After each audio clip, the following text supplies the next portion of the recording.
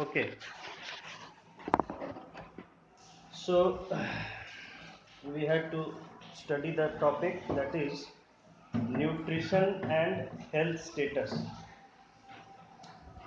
We were studying about food security and nutrition, and we also understood that food security also includes nutrition security. यानी सिर्फ पेट भर खाना ही नहीं मिलना चाहिए लोगों को, बल्कि एक पौष्टिक भोजन मिलना चाहिए। खाने का मतलब नहीं है अगर उसमें न्यूट्रिशन नहीं है, पोषण नहीं है, विटामिन है, मिनरल्स, ये सब नहीं है। Now we will study the nutrition and health status, यानी न्यूट्रिशन और हेल्थ का आज के डेट में क्या हालत है हमारे देश में और देश के राज्यों में। See status of nutrition, we noted earlier that food security includes nutrition security too.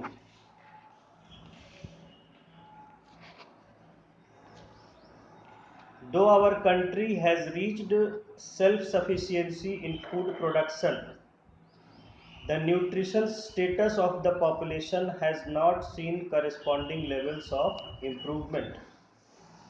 यानी कि हमारे यहाँ फूड प्रोडक्शन में तो हमने जो है सेल्फ डिपेंडेंट हो गए। अब हमें किसी से मांगने की ज़रूरत नहीं है, हम अपनी ज़रूरत से ज़्यादा फूड जो है पैदा कर रहे हैं।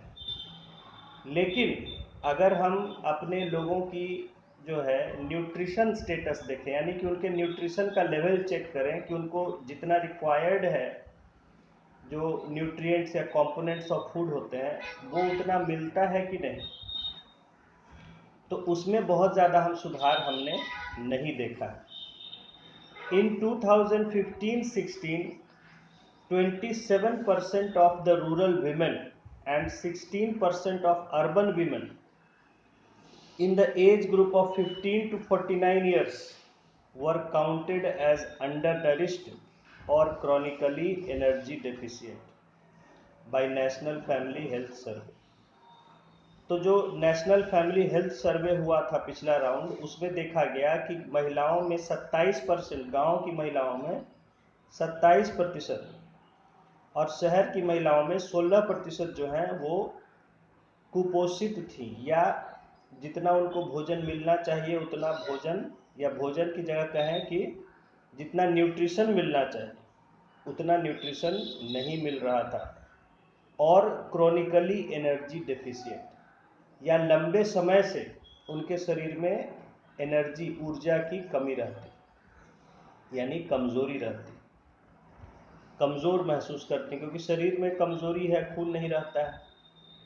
More than half of the women in reproductive age group 15 to 49 years in both rural and urban India were anemic in 2015-16। देखिए, बहुत चौंकाने वाली बात है कि 2015-16 में जो फैमिली हेल्थ सर्वे हुआ उसमें पाया गया कि आधी से ज़्यादा जो महिलाएं हैं जो कि रिप्रोडक्टिव एज ग्रुप में हैं, यानी 15 से 49 साल, जिसमें माना जाता है कि महिलाएं बच्चे को जन्म देती हैं, तो उस एज ग्रुप में आधी से ज़्यादा महिलाएं जो है उनके शरीर में खून की कमी थी। एनीमिक यानी खून की कमी, कमज़ोरी। As regards children, about 60% of the rural and 56% of the urban children in the age group of 6 months to 59 months, यानी कि आधे साल से लेके 5 साल तक के, 6 महीने से 5 साल तक के बच्चे जो हैं, they are counted to be anaemic, यानी उनके भी शरीर में खून की कमी।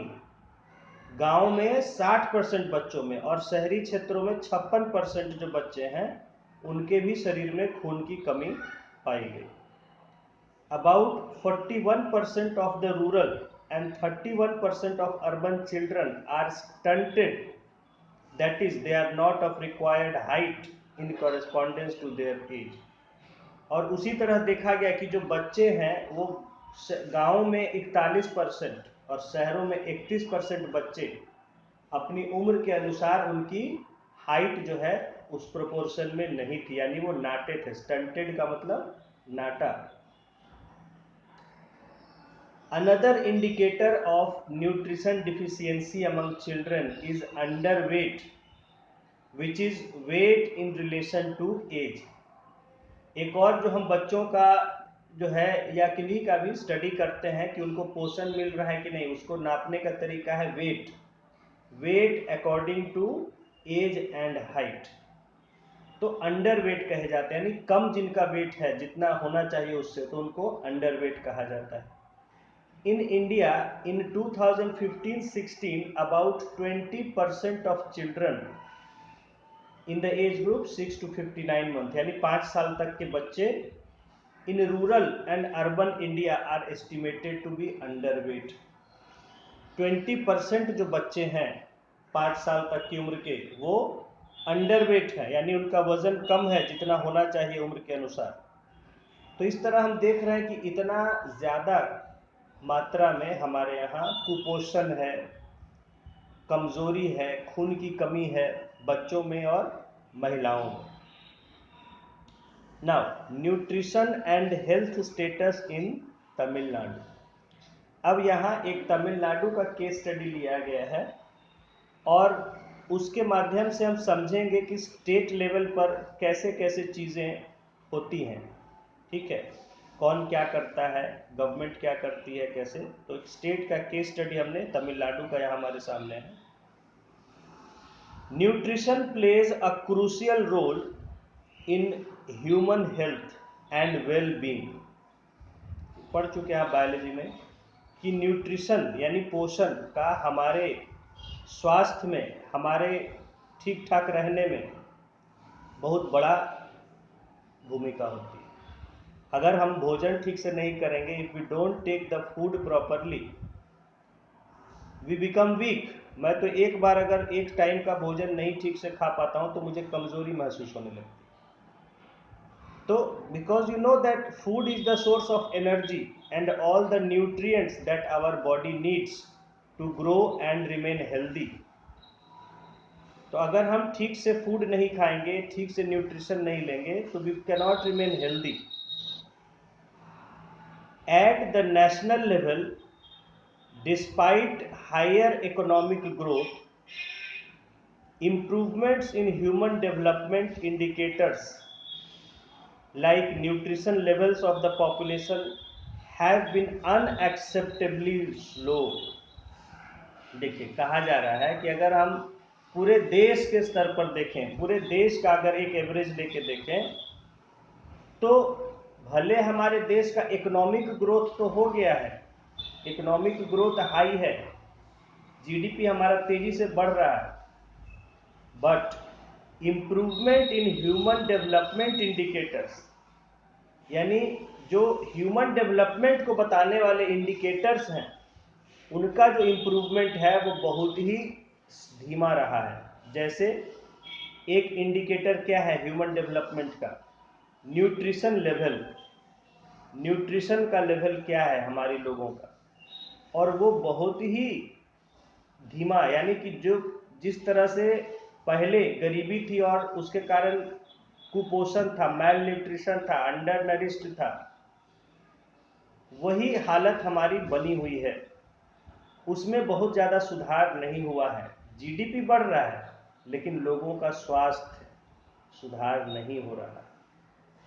लोगों का जो फिजिकल क्वालिटी, फिजिक है, यानी जो स्वास्थ्य का क्वालिटी है, वो इम्प्रूव नहीं हो पा रहा। A large number of Indian children are stunted.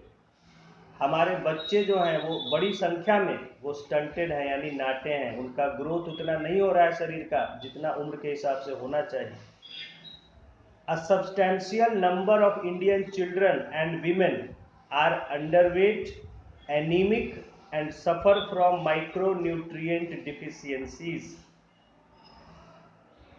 एक अच्छा खासा संख्या हमारे बच्चों का और महिलाओं का जो है वो क्या है, अंडरवेट है, वजन कम है उनका, एनीमिक है, शरीर में खून की भी कमी है, and suffer from micronutrient deficiencies, और वो कई सारे जो न्यूट्रिएंट्स हैं जिनकी हमें थोड़ी मात्रा में ज़रूरत होती है शरीर में, माइक्रो न्यूट्रिएंट्स बोलते हैं।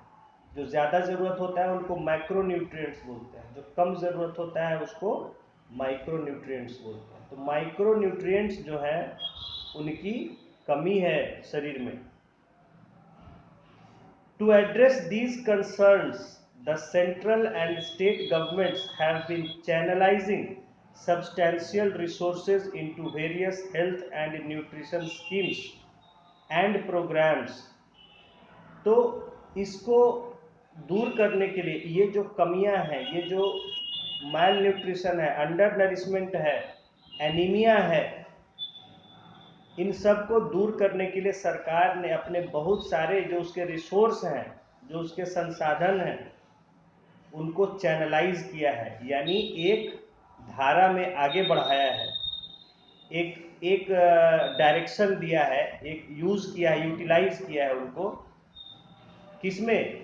अलग अलग जो इसके स्कीम्स हैं, योजनाएं हैं, चाहे वो स्वास्थ्य की योजनाएं हो, चाहे वो पोषण की योजनाएं हो या कार्यक्रम हो।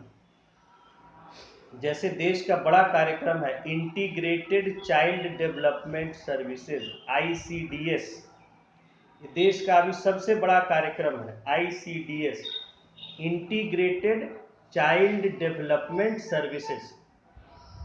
देन मिड डे मील्स, मध्याह्न भोजन योजना, यानी दोपहर में जो भोजन दिया जाता है बच्चों को स्कूलों में, मिड डे मील्स।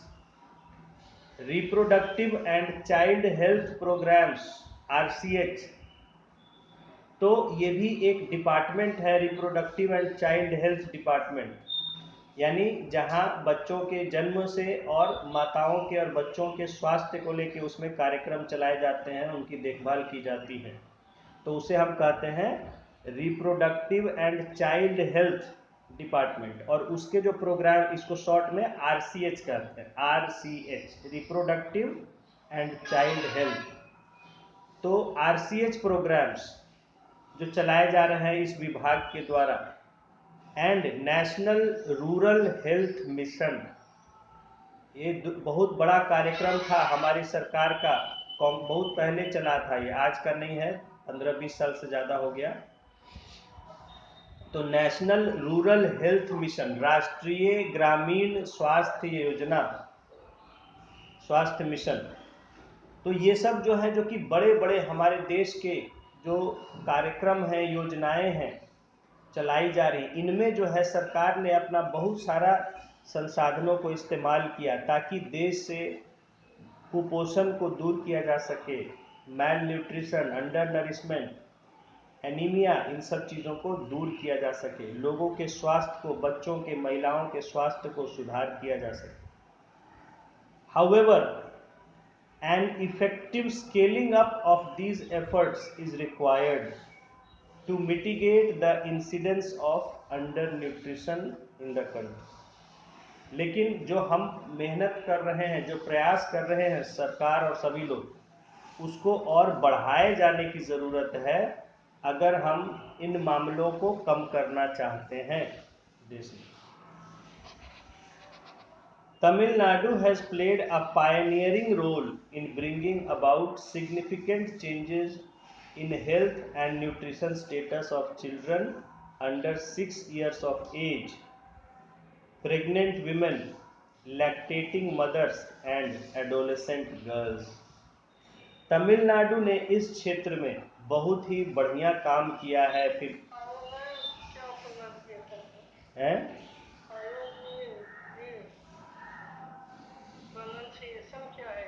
पायनियरिंग, हाँ, पायो नहीं, पायनियर। पायनियरिंग का मतलब जो दूसरों को रास्ता दिखाने वाला, जो आगे बढ़ के जिसने काम किया, जो दूसरों के लिए रास्ता दिखाया कि ऐसे किया जा सकता है, लीडिंग रोल कह सकते हैं। पायनियर होता है जो कोई नए काम को आगे बढ़ के पहले करता है, जिससे दूसरे लोग उससे सीख के उस रास्ते पर आगे बढ़ते हैं। तो इसमें इन मतलब कि स्वास्थ्य और पोषण के मामले में तमिलनाडु ने पूरे देश में एक दूसरों को रास्ता दिखाने का काम किया है, काफ़ी अच्छा काम किया है। इन्होंने काफ़ी बदलाव लाया है इसमें, हेल्थ और न्यूट्रिशन स्टेटस में, स्वास्थ्य और पोषण के हालात में। किनके? सबसे पहले children under 6 years of age, 6 साल से कम उम्र के बच्चों के, प्रेग्नेंट वीमेन, जो महिलाएं प्रेग्नेंट हैं, लैक्टेटिंग मदर्स, जो बच्चों को जन्म देने के बाद उनको दूध पिलाने वाली महिलाएं हैं, ऐसी महिलाओं के स्वास्थ्य, एंड एडोलेसेंट गर्ल्स, और जो किशोर लड़कियां हैं, यानी कि दैट इज 12-13 ईयर्स से 19-20 ईयर्स तक की एज में जो लड़कियां, उनके भी स्वास्थ्य में तमिलनाडु ने काफ़ी सुधार करके दिखाया है। बहुत बड़ी बात है। The government of Tamil Nadu's successive budget outlays for nutrition and health are the highest in the country. तो तमिलनाडु सरकार की जो लगातार एक के बाद एक जो बजट में जो राशि आवंटित की गई, आउटले कहते हैं आवंटित राशि, जो मतलब इतना एलोकेट किया गया, इतना फंड किसी काम के लिए, तो तमिलनाडु के लगातार एक के बाद एक बजट में जो पोषण और स्वास्थ्य के लिए जो राशि आवंटित की गई, यानी जो पैसा, जो फंड उसके लिए एलोकेट किया गया, they are highest in the country, वो देश में किसी भी राज्य में सबसे ज़्यादा है। तो बहुत अच्छी बात है कि इन्होंने जो है हेल्थ और न्यूट्रिशन के लिए जो फंड्स रखे अपने बजट में, वो पूरे देश में सबसे ज़्यादा है, और इस कारण उन्होंने काम किया है इस फील्ड में, और उससे वहाँ के महिलाओं, बच्चों का स्वास्थ्य जो है बहुत सुधार हुआ है। तो ये बहुत ही कमेंडेबल परफॉर्मेंस है वहाँ की पिछली सरकार में, ठीक है। वहाँ की पहले की सरकार, खास करके जयललिता जी वगैरह जब तक थी, इन्होंने बहुत काम किया है। अम्मा के नाम से इनका बहुत तरह का स्कीम वहाँ चला है, और जो बहुत ही अच्छा इन्होंने अपने समय में काम किया था। The performance of ICDS scheme and the Purachi Talaivar MGR nutritious meal program in Tamil Nadu are considered one of the best in the country. देखिए, ये इन्होंने जो है क्या कहते हैं, जयललिता जी ने पहले जो है अपने, इनके जो मेंटर थे, जो पुराने चीफ मिनिस्टर थे वहाँ के, MG रामचंद्रन, तो उनके नाम पर ये स्कीम को शुरू किया था, जिसका ये नाम है, देखिए, पुराची तलाईवार MGR, ठीक है, तलाईवा उनको कहते थे, तो तलाईवा MGR न्यूट्रिशस मील प्रोग्राम, ठीक है। ये मील प्रोग्राम, और तमिलनाडु, देखिए मैं इसमें आपको बताना चाहूँगा कि ये जो मिड डे मील प्रोग्राम आया, जो कि देश में लॉन्च किया भारत सरकार ने, ये इसके बहुत पहले ही तमिलनाडु सरकार ने बहुत पहले इसको अपने यहाँ वो चला रही थी, और तमिलनाडु सरकार से ही मोटिवेट होके, उससे ही इंस्पायर होके भारत सरकार ने जो है ये कार्यक्रम लॉन्च किया, मिड डे मील। तो मिड डे मील भारत में, भारत सरकार के लॉन्च करने से बहुत पहले से तमिलनाडु में ये चल रहा था, जिसका ये नाम दिया गया है। और ये IAS में आया भी था, PT में ये सवाल जो है इसमें दिया गया था कि तमिलनाडु में बहुत साल से चल रहा था, उसके बारे में पूछा गया था। तो तमिलनाडु में जो है आपका हेल्थ और न्यूट्रिशन के स्कीम ने बहुत अच्छा परफॉर्मेंस करके दिखाया है, खास करके जो पिछली सरकारें रही, जब तक जयललिता जी का सरकार रहा, तो उसमें ये देखिए, जैसे MGR जो उनके मेंटर थे, यानी उनके मार्गदर्शक थे, और एक तमिलनाडु के बहुत ही नामी जो है एक हीरो भी रहे, अपने समय के सुपरस्टार रहे, और बाद में वहाँ के बहुत साल तक मुख्यमंत्री रहे, जिनके कि दोनों जो है उनके एक तरह से फॉलोअर्स थे, एक तरफ करुणानिधि और एक तरफ थे आपके जयललिता जो है। तो दोनों ही बाद में ये लोग भी सीएम रहे, करुणानिधि जी भी रहे और ये जयललिता जी भी रही। तो इस तरह हम देख रहे हैं कि वहाँ पर जो ये आईसीडीएस स्कीम जो है, जो भारत सरकार की है, और तमिलनाडु सरकार की तमिलनाडु सरकार की जो ये स्कीम रही, ये दोनों ने ही तमिलनाडु में बहुत अच्छा परफॉर्मेंस दिखाया।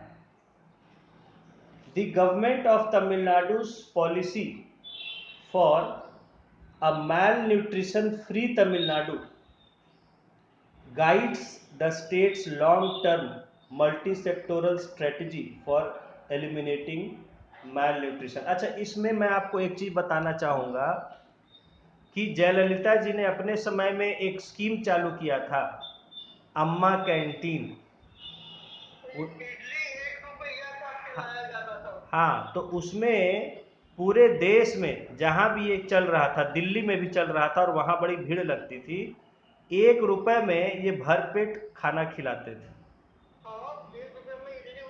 और हाँ, बहुत ही चीप रेट पर, जो भी और साउथ का जो फूड होता है, तो तमिलनाडु में तो मतलब था ही, साथ ही साथ और भी कई राज्यों में, या इनफैक्ट दिल्ली में भी था, और दिल्ली में भी वहाँ बड़ी भीड़ लगती थी।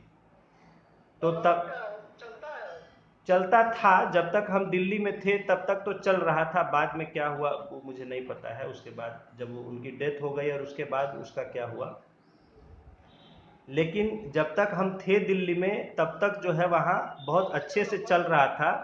और हाँ, ये चलता था, वहाँ पे चलता था, तमिलनाडु भवन में ही शायद चलता था, जो उनका ऑफिशियल तमिलनाडु सरकार का जहाँ पर ये है बिल्डिंग है, मतलब वहाँ पर उसमें रहने वगैरह का होता है। जैसे दिल्ली में हर स्टेट का है, जैसे बिहार भवन है, महाराष्ट्र भवन है, तो जो हाँ हाँ हाँ, वो फुल टाइम चलता है। तो हाँ हाँ, उसमें है कि आपका दिन में 3 टाइम नहीं, वो मतलब आप जब कैंटीन की तरह है, जब भी आप जाइए खाना खाइए जो है लेके अपना टोकन जो है। तो वहाँ जो है जो भी लोग सरकारी आते जाते रहते हैं, वहाँ ठहरते हैं, या खाना वो रेस्ट करते हैं, खाना पीना खाते हैं, तो सब हर गवर्नमेंट का यानी स्टेट गवर्नमेंट का वहाँ पर इस तरह से बना हुआ है, बिहार भवन, महाराष्ट्र भवन, उत्तर प्रदेश भवन, हर का तो वैसे ही। हाँ, तमिलनाडु भवन था, वहाँ भी चलता था और एक आध जगह चलता था। तो एक्चुअली स्टूडेंट लोग काफ़ी जाया करते थे वहाँ, क्योंकि अच्छा अच्छा फूड मिलता था, साउथ टेस्ट रहता था उसका, और सस्ता कीमत पर रहता, और अच्छे लोग मतलब, क्योंकि वो फूड जो है बड़ा ही अच्छे क्वालिटी का होता था, कोई मिलावट नहीं, कोई इस तरह, तो अच्छे अच्छे लोग भी आसपास के जो भी रहते थे या जाते वहाँ खाने के लिए जाया करते थे। तो चूंकि मैंने दिल्ली में इसको मैं जानता हूँ, तो डेफिनेटली बहुत अच्छी स्कीम थी कि 1 रुपए में या बहुत ही चीप रेट पर जो है फूड वगैरह अवेलेबल, और तमिलनाडु में तो 1 रुपए में चलता था स्कीम जो है, ये मुझे जानकारी है। तमिलनाडु भवन है दिल्ली में, मेरे ख्याल ये यहाँ पर होगा, क्या बोलते हैं, शायद शंकर मार्ग बोलते हैं या क्या बोलते हैं, वहाँ पर मतलब लगभग चाणक्यपुरी जाने में पड़ता है करोल बाग से। सभी वहाँ पर कई राज्यों के हैं वहीं पर जो है, ये सब मेन जगह है, आप सर्च कीजिएगा आसानी से मिल जाएगा, डालिएगा तमिलनाडु भवन दिल्ली का है तो अपने आप आ जाएगा एड्रेस वगैरह। हाँ हाँ हाँ, ये सब एक्चुअली एक्टर ही थे।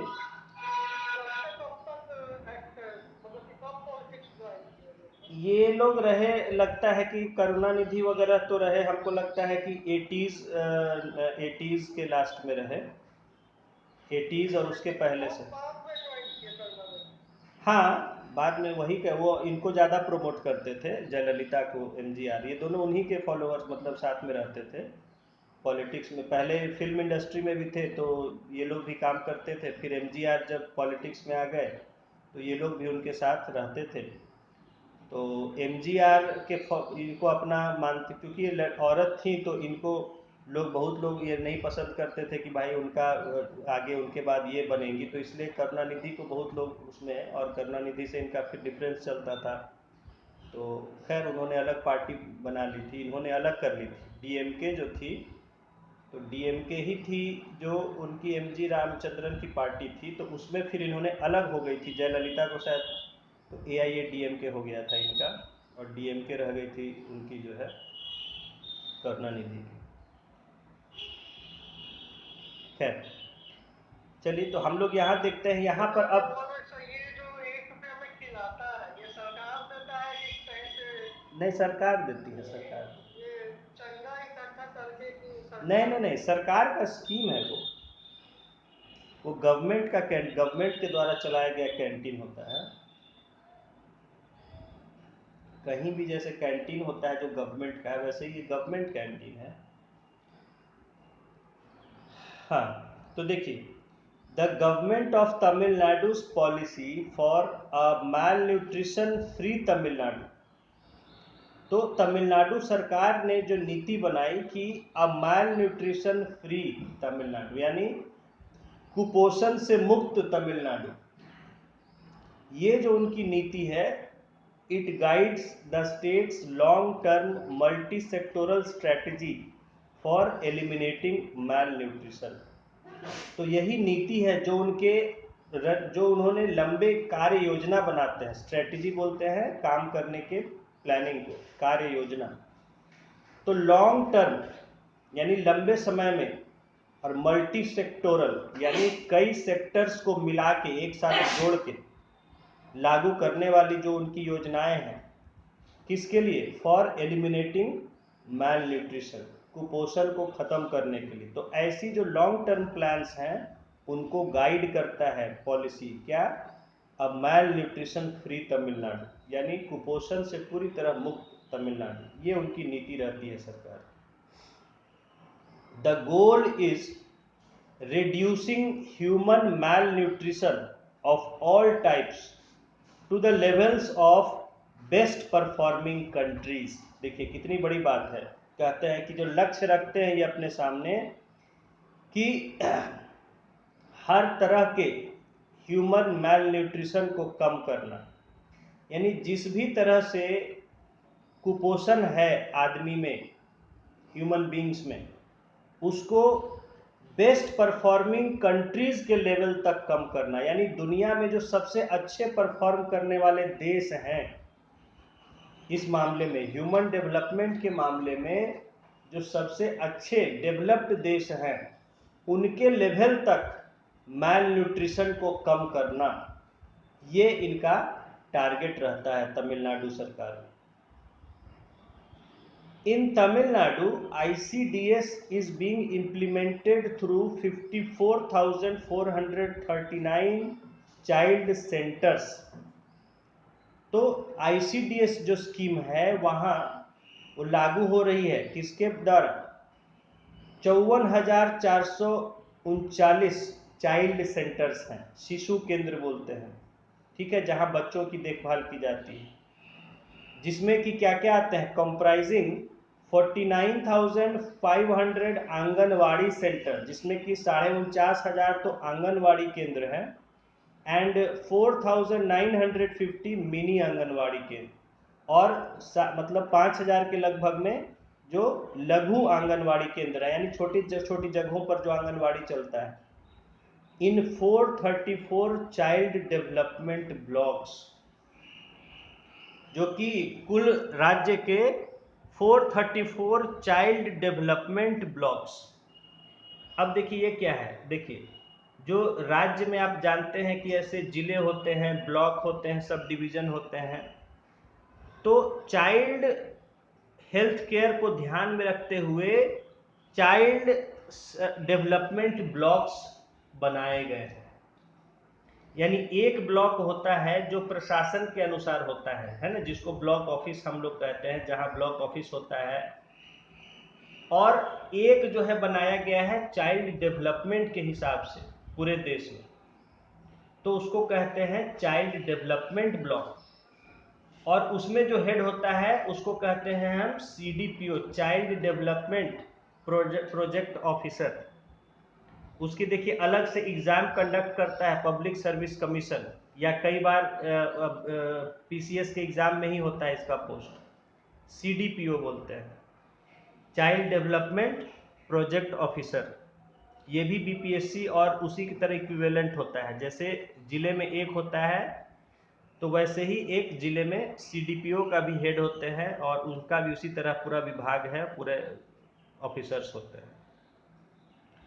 तो चाइल्ड डेवलपमेंट को ध्यान में रखते हुए उनके हिसाब से भी ब्लॉक्स बनाए गए, ठीक है।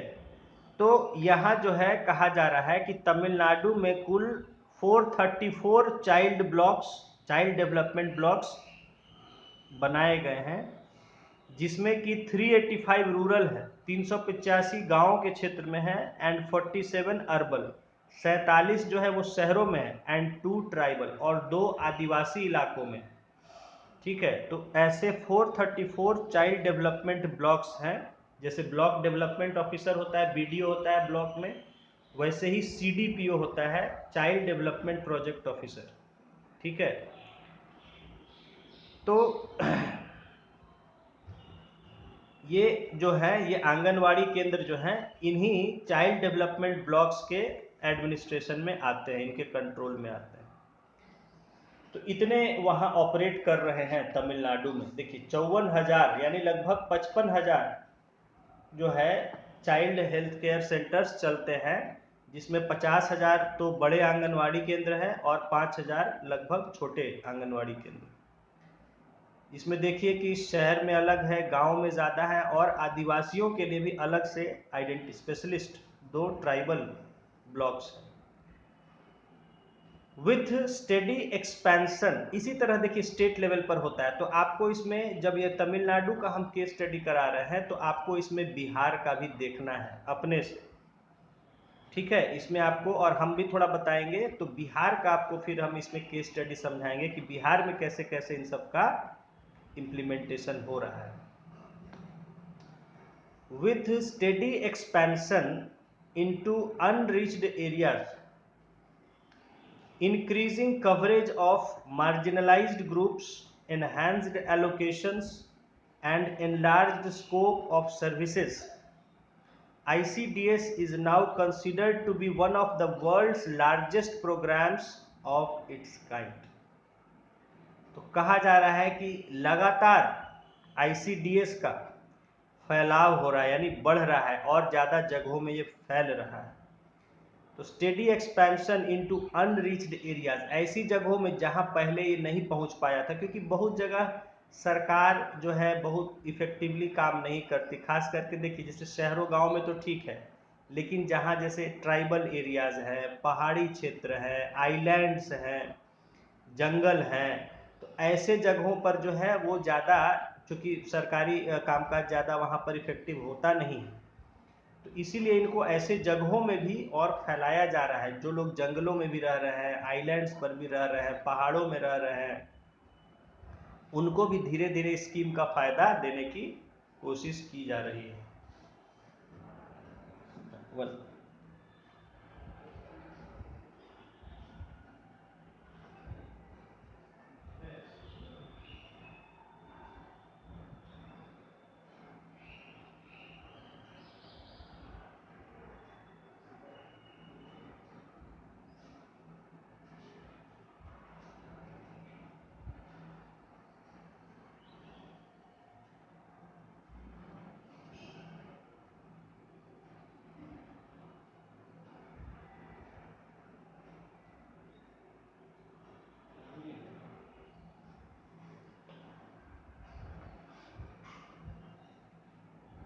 ओके, तो ये जो ICDS स्कीम है ये लगातार हम ऐसे जगहों में बढ़ा रहे हैं जहां पहले नहीं ये गया था।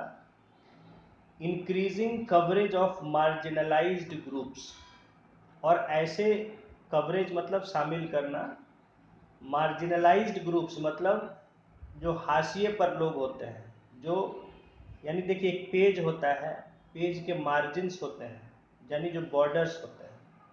तो क्या है, हमें ज़्यादा फोकस करते हैं पेज के अंदर, मार्जिन्स के अंदर वाली चीज़ों को, मार्जिन्स के बाहर क्या है, कुछ लिखा हुआ है, कुछ पटा, उसको ध्यान नहीं देते हैं। तो मार्जिनलाइज्ड का मतलब होता है कि जो मार्जिन पर पहुंच गए हैं, जिनको कोई ध्यान नहीं देने वाला है, जो सरकार की नज़र से दूर हैं, सरकार के पहुंच से दूर हैं, तो ऐसे ग्रुप्स ऑफ पीपल, ऐसे लोगों के समूह भी जिनको कोई ध्यान देने वाला नहीं है, उनको भी इसमें शामिल किया जा रहा है। ठीक है, तो increasing coverage of marginalised groups, enhanced allocations, यानी एलोकेशन को बढ़ाया जा रहा है, जो फंड बजट में तय किया जाता है उसको और बढ़ाया जा रहा है, and enlarged scope of services, और जो सेवाएं दी जा रही हैं उसको और बढ़ाया जा रहा है, यानी कि और ज़्यादा सेवाओं को उसमें शामिल किया जा रहा है। स्कोप ऑफ सर्विसेज मतलब कौन कौन सी सेवाएं मिल रही हैं, तो उसको एनलार्ज किया गया, यानी बढ़ाया गया है जो सेवाएं दी जा रही हैं। ICDS अब जो है इतना डेवलपमेंट, इतना बढ़ने के बाद ये पूरी दुनिया का सबसे बड़ा प्रोग्राम में इसकी गिनती हो रही है। The PTMGR NMP is considered to be the largest noon meal program in the country for combating malnutrition। तो ये जो तमिलनाडु सरकार की योजना है, ये पूरे देश की सबसे बड़ी दोपहर के भोजन वाली योजना है, यानी दोपहर में जो खाना देने का स्कीम है राज्यों में, उसमें तमिलनाडु पूरे देश में सबसे बड़ा ये स्कीम है। For combating malnutrition among children, increasing primary school enrolment and reducing drop out rates. तो ये जो है सबसे बड़ी स्कीम है जो कि बच्चों के कुपोषण को दूर करने वाली है और उनके प्राइमरी स्कूल में उनके एनरोलमेंट की संख्या को बढ़ाने वाली है, यानी प्राइमरी स्कूल में जो बच्चे एडमिशन लेने वाले हैं तो एडमिशन की संख्या इससे बढ़ती है बच्चों की, and reducing drop out rates, और जो बच्चे स्कूल छोड़ देते हैं किसी मजबूरी में, ड्रॉप आउट करते हैं, उसको भी कम करना। देखिए आखिर बच्चे स्कूल क्यों नहीं जाते हैं, बच्चे स्कूल क्यों नहीं जाते हैं, तो उसका कारण है कि भाई माँ बाप जो है गरीब हैं, तो वो बच्चों को जो है स्कूल का फीस है या खाना पीना है और ड्रेस वो अफोर्ड नहीं कर सकते। तो अगर हम उनकी ये परेशानी को दूर कर दें कि भाई स्कूल की फ़ीस, तो उसके लिए फ्री एजुकेशन आ गया, और खाने पीने का जो है तो उसके साथ हम मिड डे मील भी दे रहे हैं, उनको थोड़ा किताबें भी दे रहे हैं और ड्रेस वगैरह भी दे रहे हैं, तो फिर डेफिनेटली बच्चे हमारे पढ़ने आएंगे, स्कूलों में एडमिशन लेंगे। और इस कारण जब हमने ये फैसिलिटी दी है बच्चों को, तो बच्चे जो है ज़्यादा से ज़्यादा स्कूल में अपना नाम लिखाया जा रहा है उनका, और वो लंबे समय तक स्कूल में रह रहे हैं, ड्रॉप आउट नहीं हो रहे हैं। तो ऐसा करने के लिए तमिलनाडु सरकार ने ये स्कीम वहाँ चलाई। Other states in the country have modeled their noon meal programs along the lines of Tamil Nadu's pioneering efforts। तो दूसरे राज्यों ने भी तमिलनाडु के इन इतने बढ़िया प्रयास को देखते हुए अपने अपने राज्य में भी ऐसी स्कीमें चला रहे हैं। देखिए यहाँ पर एक फोटोग्राफ दिया गया है, कितना बढ़िया दिखाया जा रहा है कि स्कूल में जो है, एक स्कूल का फोटोग्राफ है जहाँ आप देख सकते हैं कि बच्चों को जो है एक साथ कुछ कुछ दिया जा रहा है, कुछ टीचर्स है या क्या है देखने, तो देखिए कितना बढ़िया लग रहा है देखने से। तो गवर्नमेंट स्कूल्स का मैं जानता हूँ साउथ में, तमिलनाडु केरला वगैरह में बहुत बढ़िया चलता है स्कीम, कुछ ही जगह जो है जो गवर्नमेंट स्कूल्स अच्छा परफॉर्म कर रहे हैं। नाउ ICDS स्कीम के बारे में अब हम देखेंगे कि क्या क्या उसमें किया जाता है स्टेट लेवल पर। Important on going schemes in Tamil Nadu, तो तमिलनाडु में जो भी अच्छी स्कीमें चल रही हैं उनके बारे में थोड़ा देखेंगे। Number 1, under doctor Muthulakshmi Reddy maternity benefit scheme, financial assistance to the tune of rupees 12,000 is being disbursed to poor pregnant women। इस स्कीम में जो गरीब प्रेग्नेंट महिलाएं हैं उनको 12,000 रुपये की मदद दी जा रही है। डॉक्टर मुत्थुलक्ष्मी रेड्डी मैटरनिटी बेनिफिट, मातृत्व लाभ योजना में। ठीक है, उनको जो गरीब महिलाएं जो प्रेग्नेंट होती हैं उनको अपना खर्च के लिए 12,000 रुपये सरकार देती है। नंबर 2 है the chief ministers comprehensive health insurance scheme was launched in the state in 2011-12 with the aim to provide universal health care to all by providing free medical and surgical treatment। तो ये देखिए एक दूसरी योजना है मुख्यमंत्री समग्र स्वास्थ्य इंश्योरेंस योजना, स्वास्थ्य बीमा योजना। ये 2011-12 में वहाँ लॉन्च की गई थी, जिसका कि लक्ष्य था कि सभी को फ्री जो है दवाएं, और अगर ऑपरेशन सर्जिकल वगैरह कोई ट्रीटमेंट है तो वो कंप्लीटली फ्री देना। तो ये भी फ्री मेडिसिन और फ्री हेल्थ केयर भी तमिलनाडु ने बहुत पहले लॉन्च कर दिया था बाकी राज्यों से, जो अब हो रहा है बाकी राज्यों में इधर। Number 3, Tamil Nadu health systems projects has launched ambulance services free of cost. तो 108 डायल करने पर जो इमरजेंसी एम्बुलेंस आती है वो तमिलनाडु में सरकार ने फ्री कर दिया है कि 108 डायल करके आप फ्री में एम्बुलेंस का इस्तेमाल, इमरजेंसी एम्बुलेंस का इस्तेमाल कर सकते हैं। Number 4, the school health programme emphasizes on providing comprehensive health care services to all students studying in government and government aided schools। और एक फिर स्कूल हेल्थ प्रोग्राम लॉन्च किया गया जिसमें कि स्कूल जाने वाले स्टूडेंट्स, चाहे वो गवर्नमेंट स्कूल हो या गवर्नमेंट से जो सहायता प्राप्त स्कूल हो, ऐसे स्कूलों में उनको हर तरह की स्वास्थ्य की सुविधा दी जाए। जैसा देखिए नीचे आप फोटो में देख सकते हैं कि स्कूल में ही डॉक्टर जो है क्लास में बच्चों का चेकअप कर रहे हैं, शारीरिक उनका जांच कर रहे हैं कि कैसा उनका स्वास्थ्य है, आंखें कैसी है, शरीर। तो स्कूल में ही, क्लासरूम में ही उनका चेकअप किया जा रहा है डॉक्टरों के द्वारा, जो आप फोटो में देख सकते हैं। तो ये है स्कूल हेल्थ प्रोग्राम जो कि तमिलनाडु सरकार चला रही थी। नंबर 5 है the national leprosy eradication programme is being implemented in the state with the aim to detect and provide sustained regular treatment to all leprosy patients। और उसी तरह जो है ये जो राष्ट्रीय कुष्ठ योजना है, यानी जिसमें कि कोढ़ जिसको हम कहते हैं, कोढ़ लेप्रोसी, तो इस बीमारी को दूर करने का जो राष्ट्रीय कार्यक्रम है हमारा नेशनल लेप्रोसी इरेडिकेशन प्रोग्राम, इसको भी राज्य में बहुत अच्छे से लागू किया जा रहा है ताकि जो भी लोग इस बीमारी से पीड़ित हैं उनका इलाज किया जा सके। और फिर आप ये फोटो भी देख सकते हैं जहां स्कूल में ही बच्चों का चेकअप किया जा रहा है। Then some nutrition programmes in Tamil Nadu. Tamil Nadu में कुछ न्यूट्रिशन के जो प्रोग्राम चलते हैं। Number 1, Puratchi Thalaivar MGR nutrition meal programme, जो अभी आप देख चुके जिसका नाम। Number 2, national programme of nutritional support to primary education. देखिए ये है प्राइमरी एजुकेशन में जो बच्चे पढ़ते हैं प्राइमरी स्कूलों में, उनके पोषण ठीक ठाक हो उसके लिए ये प्रोग्राम चलता है, national programme of nutritional support to primary education. Number 3, general ICDS projects and world bank assisted integrated child development services. तो जो भारत सरकार द्वारा ICDS integrated child development services जो चलाई जा रही हैं और वर्ल्ड बैंक की मदद से चलाई जा रही राज्य में ICDS के सेवाएं, जो वर्ल्ड बैंक से सरकार कुछ लोन लेके उनकी सहायता से चलाती है।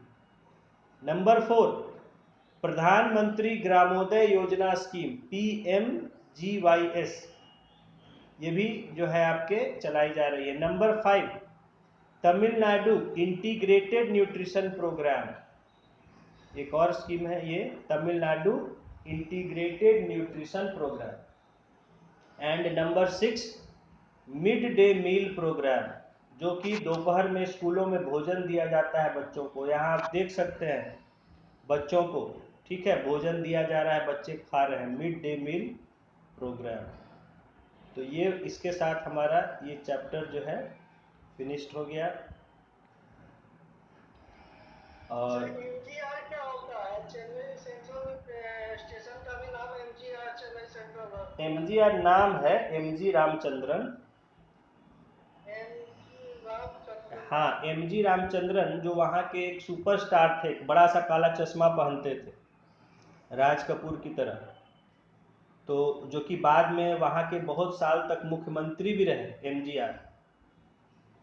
एमजी रामचंद्रन आप सर्च करेंगे आपको मिल जाएगा। हमने तो उनकी मूवीज़ भी देखी तमिलनाडु में, बस में जा रहे थे तो वहाँ दिखा दिया, चला दिया बस में ही, तो देख रहे थे।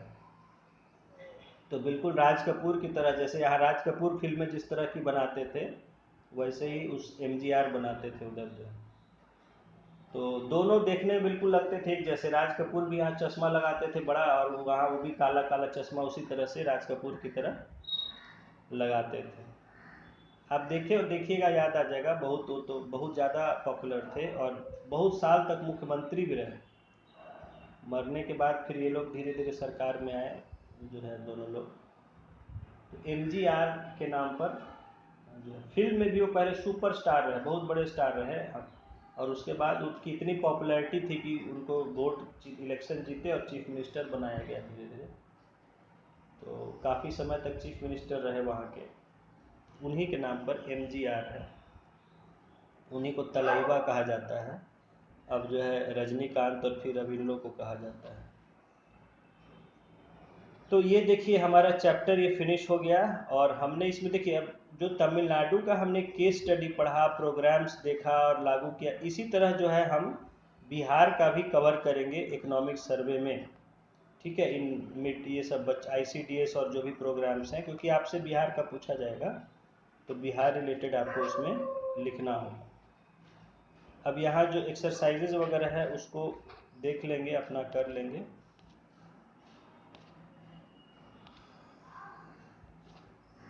ओके, अब हम लोग आएंगे नेक्स्ट यूनिट पर, that is unit 4 government and taxes.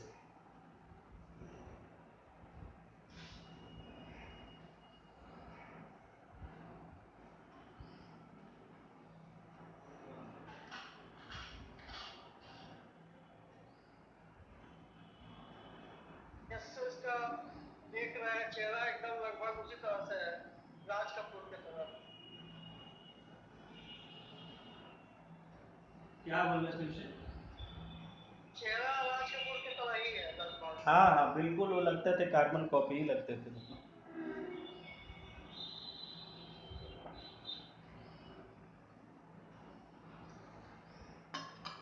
Actually मैंने भी देखा नहीं था पहले ऐसा। करुणानिधि बने। हाँ हाँ, ये लोग तो इनके बाद बने लोग, इनके नेक्स्ट जनरेशन में थे ये लोग।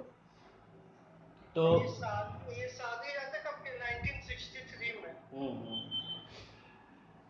ये मैं जा रहा था रामेश्वरम, तो बस में मदुरई से बस लिया था, तो वहीं बस में ही नाइट बस थी और बस वाले ने चला दिया, और संयोग से मेरे सिर के ऊपर स्पीकर था बस का।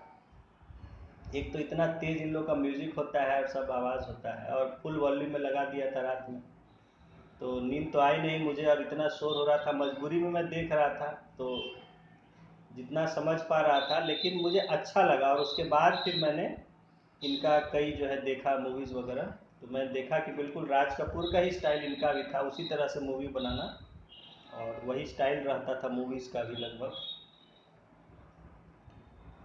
खैर आइए अब नेक्स्ट यूनिट पर आते हैं, यूनिट 4 गवर्नमेंट एंड टैक्सेस। देखिए बहुत इंपॉर्टेंट है ये भी lesson.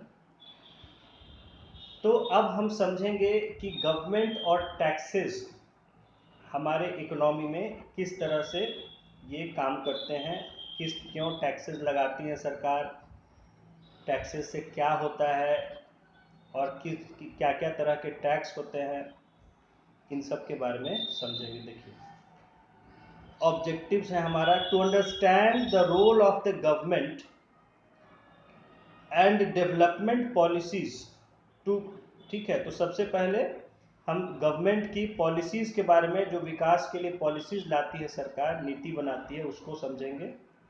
To gain knowledge about tax and its types, और हम लोग टैक्स के बारे में समझेंगे और किस किस तरह के टैक्स होते हैं इनके बारे में भी जानेंगे। To study how is tax levied, tax कैसे लगाया जाता है या कैसे वसूला जाता है। लगाने का मतलब वसूला जाना। तो कैसे टैक्स के लिए वर्ड यूज करते हैं लेवी, वसूलने को वहां कहते हैं लेवी। तो हाउ इज टैक्स लेविड, यानी टैक्स कैसे वसूला जाता है। Then to gain insight into black money and tax evasion, और फिर हम ब्लैक मनी और टैक्स की चोरी, टैक्स इवेजन मतलब होता है, इवेजन मतलब होता है बचना। तो टैक्स इवेजन यानी टैक्स किस तरह से लोग नहीं देते, यानी उसको हम कहते हैं टैक्स की चोरी करना। तो टैक्स इवेजन क्या होता है, कैसे किया जाता है। To know the difference between the tax and other payments, उसके बाद हम समझेंगे कि टैक्स और दूसरे पेमेंट्स में क्या फर्क होता है। हम टैक्स पे करते हैं और हम बहुत और तरह का भी पेमेंट करते हैं, इनमें क्या फर्क होता है। To understand the taxes and its development, और हम लोग टैक्सों को समझेंगे और टैक्सों में किस तरह से बदलाव आया हमारे देश में, उसके बारे में समझेंगे ना। बहुत इंपॉर्टेंट है और समझिएगा, इकोनॉमी के लिए खास करके गवर्नमेंट के बारे में जो है बहुत इंपॉर्टेंट है समझने के। देखिए, introduction. Tax is levied by government for the development of the states economy. देखिए, टैक्स क्यों लगाया जाता है सरकार के द्वारा। तो आज की आप बात छोड़ दीजिए, आप हम बहुत पहले अगर ऐसे समय में चले, यानी एंशियंट पीरियड में,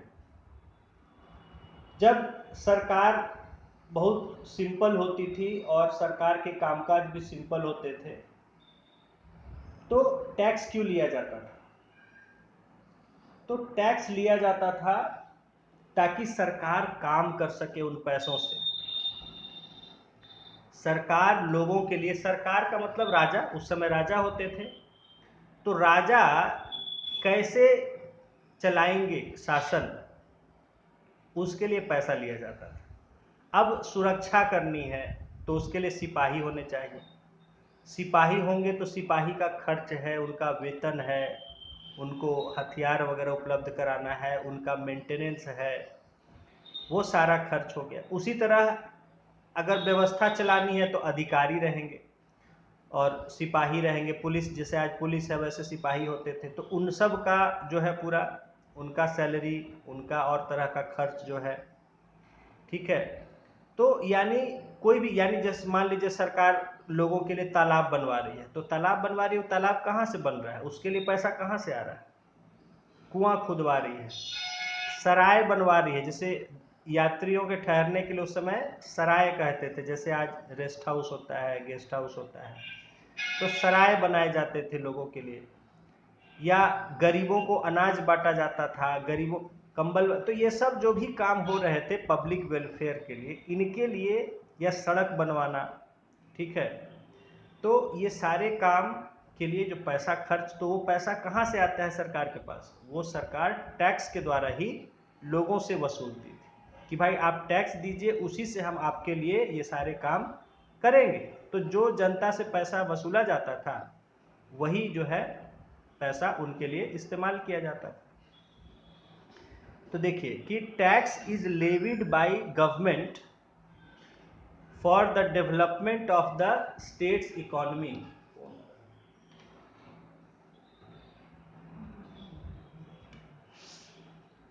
तो आज के समय में हम कह सकते हैं कि किसी भी राज्य यानी स्टेट यानी कंट्री जो भी कहिए, उसके इकोनॉमी के डेवलपमेंट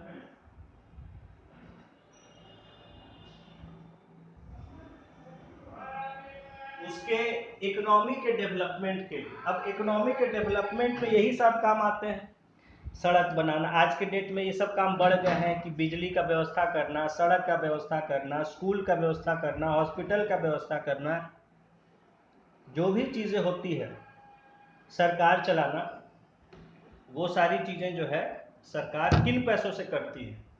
टैक्स से करती है। जो हम टैक्स देते हैं उसी से सरकार काम करती है। जो आप पैसा हम देते हैं सरकार को, उसी से मोदी या नीतीश कुमार जो है जो भी योजनाएं चलाते हैं।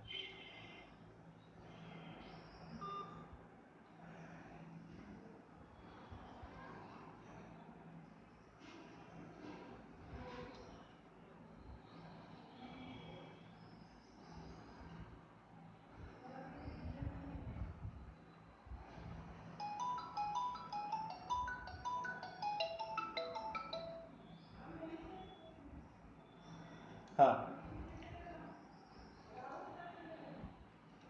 तो देखिए, the revenue of the government depends upon direct and indirect taxes. सरकार का जो रेवेन्यू यानी इनकम, सरकार के इनकम को हम रेवेन्यू कहते हैं। ऐसे किसी के भी कह सकते हैं, लेकिन जनरली गवर्नमेंट के इनकम को हम रेवेन्यू कहते हैं। बता चुके हैं आपको। तो गवर्नमेंट का जो रेवेन्यू है ये किन पर डिपेंड करता है? डायरेक्ट और इनडायरेक्ट टैक्सेस। टैक्सेस पर डिपेंड करता है, और टैक्स दो तरह के होते हैं। यहां से आप देख लिए, डायरेक्ट और इनडायरेक्ट। ठीक है, तो यहां आप समझ गए कि टैक्स जो है दो तरह के होते हैं, एक डायरेक्ट और एक इनडायरेक्ट। ठीक है, देखिए, direct taxes are levied on income of persons and indirect taxes are levied on।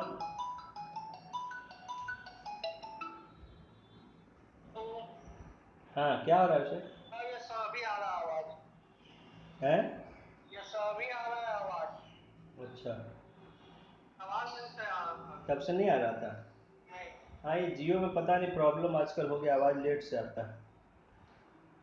Anyway, देखिए, तो यहाँ हम देख रहे हैं कि the revenue of government depends upon direct and indirect taxes. यानी टैक्सेस कहा जा रहा है कि दो तरह के होते हैं, एक को कहते हैं डायरेक्ट टैक्स और एक को कहते हैं इनडायरेक्ट टैक्स। अब देखिए, हाँ बोलिए। तो ये सरकार टैक्स नॉर्मल आदमी सबसे ही क्यों लेता है? एक्स्ट्रा नोट क्यों नहीं छापा जाता है? क्या बोल रहे हैं, फिर से बोलिएगा। सरकार जो है टैक्स आम आदमी से क्यों वसूलता है? चाहता है तो अलग से एक्स्ट्रा नोट भी तो छाप सकता है।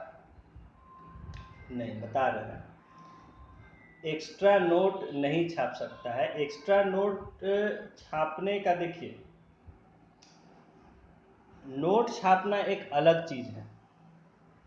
ठीक है, इस तरह नहीं सोच सकते हैं कि नोट क्यों नहीं छापता है, लोगों से क्यों वसूलता है, क्योंकि वहां पर देखिए, नोट छापने से नोटों का वैलिडिटी खत्म हो जाएगा, नोटों का मतलब नहीं रह जाएगा। क्योंकि देखिए, आपने सोचा है, बहुत लोग सोच सकते हैं कि नोट क्यों नहीं छाप लेती सरकार, हमसे क्यों लेती है। नोट का वैलिडिटी क्या होता है? नोट एक प्रॉमिस होता है कि इतना पैसा जो भी है मैं उसको दूंगा। मान लीजिए सरकार ने बहुत से नोट छाप दिए और वो नोट लेकर सरकार के पास लोग चले गए कि हमको ये नोट तुम्हारा नहीं चाहिए, हमको जो है गोल्ड में पैसा दो, या हमको कोई और चीज़ में इसका हमको सामान दो इसके बदले। कहाँ से देगा सरकार?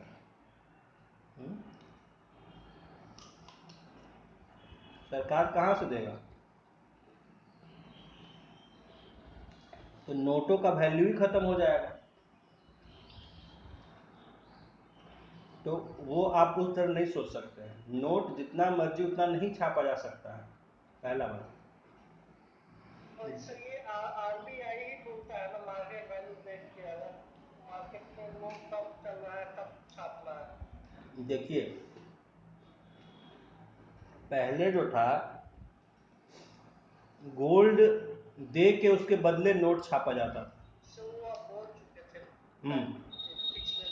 वहां क्या होता था कि जितना का हम नोट इशू कर रहे हैं उतना वैल्यू का गोल्ड हमारे पास सुरक्षित होता था। तो उन नोटों की एक गारंटी होती थी कि अगर ये नोट कोई नहीं लेगा तो उसके बदले गोल्ड तो सरकार के पास है ही देने के लिए। समझ रहे हैं? नोट का वैल्यू क्या होता है? वो गोल्ड होता है या वो जो डिपॉजिट या जो भी कुछ गारंटी होता है। जैसे देखिए आप लोन लेते हैं, बैंक आपको लोन दे देता है, तो लोन किस आधार पर देता है? आप कुछ उसको गारंटी देते हैं, तो उसको ये निश्चय हो, उसको ये कॉन्फिडेंस होता है कि अगर ये मेरा पैसा नहीं देगा तो इसका कुछ गारंटी है मेरे पास जिससे मैं अपना पैसा वसूल सकता हूं। इस कॉन्फिडेंस पर वो लोन देता है। आप कहिएगा कि बैंक सर ऐसे ही लोन क्यों नहीं दे देता है? ऐसे ही दे देगा तो लोग उसका लोन चुकाएंगे नहीं, क्या करेगा? उसका तो पैसा डूब गया सर, लोग नहीं देंगे, बोलेंगे नहीं हमारे पास पैसा देने के। फिर क्या करेगा बैंक? जो लोग कहते हैं कि अरे बैंक बहुत बदमाश है, गारंटी खोजता है, अरे भाई कोई पैसा दोगे उसका लौटाओगे अगर वो बिना गारंटी के लोन दे देगा तो, या कोई भी दे देगा बिना गारंटी के लोन तो क्या करेगा ऐसे में अगर आप मना कर देंगे कि हम नहीं देते हैं? उसी तरह सरकार के पास पहले था कि गोल्ड जमा होता था तो उसके करेंसी का वैल्यू होता था। नोट का कोई वैल्यू थोड़े होता है, वो तो कागज का टुकड़ा है। तो उस कागज के टुकड़े को भी लोग मनी के टर्म्स में यूज करते हैं। क्यों? क्योंकि उस पर सरकार की गारंटी होती थी और वो गारंटी उस गोल्ड रिजर्व के रूप में होती थी जिसका कि रखवाला आरबीआई होता था। तो लोगों को पता होता था किसी दिन ये नोट नहीं भी अगर मतलब बेकार भी हो जाए, कुछ हो जाएगा, तो हम सरकार से उसका वैल्यू वसूल सकते हैं। अब बिना गारंटी के नोट छाप दिया, उस नोट की क्या गारंटी है? कल को आपका नोट कोई नहीं लेने से मना कर देगा तो आप क्या करिएगा? सरकार के पास जाइएगा तो सरकार कहां से देगा? कुछ रहेगा सरकार के पास? कुछ था ही नहीं जिसके बदले उसने नोट छाप दिया। समझ रहे हैं? तो कोई भी देश आपसे ट्रेडिंग करता है, मान लीजिए अमेरिका आपसे ट्रेडिंग किया, मान लीजिए, और आपका रुपया ले लिया, 1 करोड़ 1 अरब रुपया ले लिया नोट आपका। कल वो किस आधार पर लेता है वो रुपया? क्योंकि उसको पता है कि आपके पास कुछ ऐसा गारंटी है, गोल्ड है, जो भी है, जिससे आप उस रुपए का वैल्यू उसके बदले एक्सचेंज कर सकते हैं। और आपके पास कुछ नहीं है और आपने जो है 1 अरब रुपया अमेरिका ने, और वो फिर चाहता है कि नहीं भाई ये नोट तो मेरा कोई ले ही नहीं रहा है, तो अब मुझे उस नोट नहीं चाहिए, उसके बदले गोल्ड दो या कोई चीज दो, तो क्या देगा भारत सरकार? उसके पास कुछ है? कुछ नहीं। तो मनमाना जो है नोट नहीं छापा जा सकता है, पहली चीज। दूसरी चीज जो आपने कहा कि लोगों से क्यों वसूलता है, तो देखिए लोगों से इसलिए वसूलता है कि वहां लोगों की जिम्मेदारी होती है। किसके लिए बन रहा है सड़क? किसके लिए बन रहा है? लोगों के लिए बन रहा है। उससे फायदा कौन लेगा? लोग लेंगे उससे फायदा। तो जो लोग उससे फायदा लेंगे उनसे नहीं लेके किसी और से क्यों लिया जाए पैसा? देखिए इसमें बात क्या होता है, ये भी एक कई बार ये ऐसा बहस में आता है कि देखिए एक 1 मिनट, सरकारी ऑफिस है, सरकारी बस है, अब कोई आदमी बैठा हुआ, देखिए सरकारी बस में, ट्रेन में लोग थूक देगा जहाँ मन करेगा, गंदा कर देगा, कचरा कर देगा, उसको छोड़ दीजिए एक दिन तो उसका कचरे का ढेर बना देगा। घर में थूकता है आदमी वैसे? अपना गाड़ी में थूकेगा? नहीं, नहीं थूकेगा। अपना गाड़ी में लाख साफ सफाई रखेगा आदमी, अपना घर में लाख साफ सफाई रखेगा, लेकिन सरकारी दफ्तर में, पब्लिक में, बाहर सड़क पर जितना मन हो उतना, जहां मन हो बिना देखे कचरा करेगा, थूकेगा, सब करेगा। क्यों?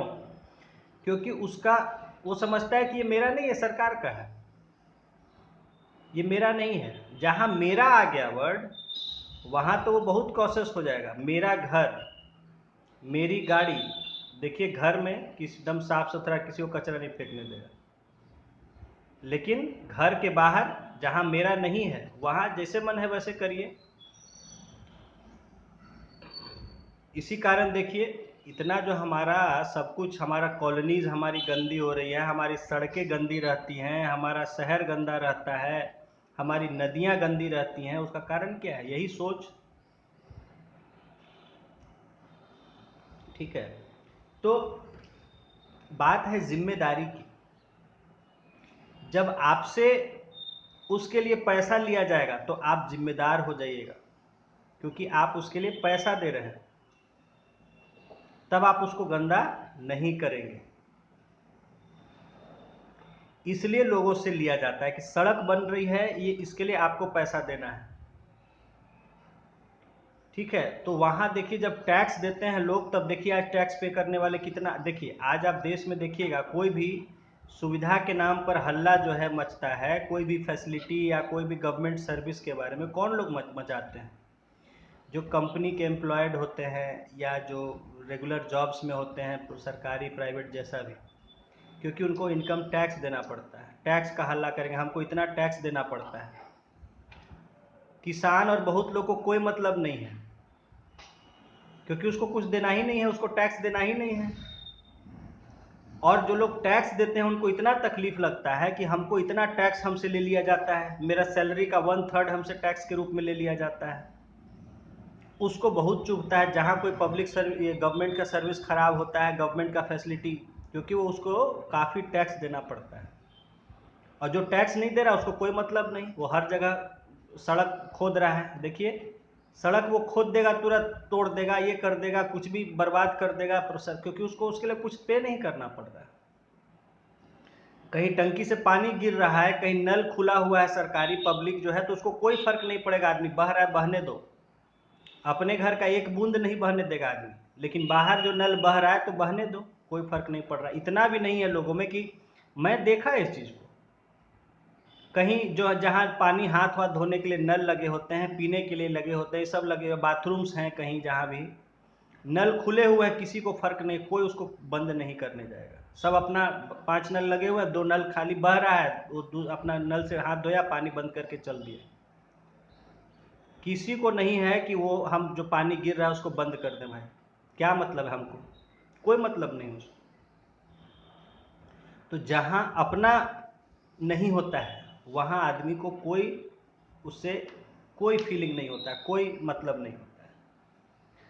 और जहाँ अपना हो गया वहाँ समझ लीजिए कि उसके लिए सब कुछ वहीं हो जाएगा।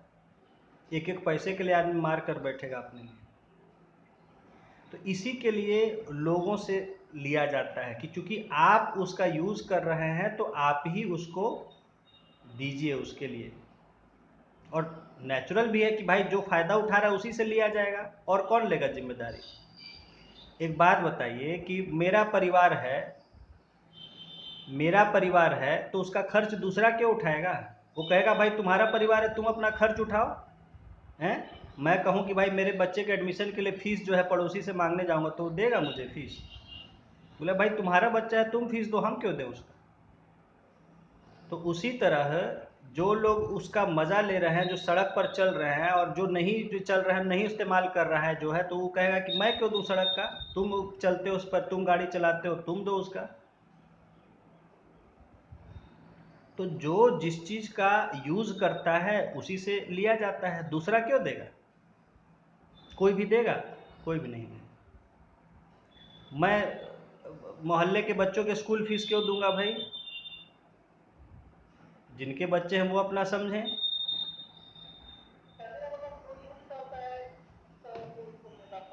हैं? यस, हाँ। तो जो, हाँ, जो यूज करता है उससे वसूला, उसी से लिया जाता है, क्योंकि वही उसका बेनिफिट ले रहा है। हाँ,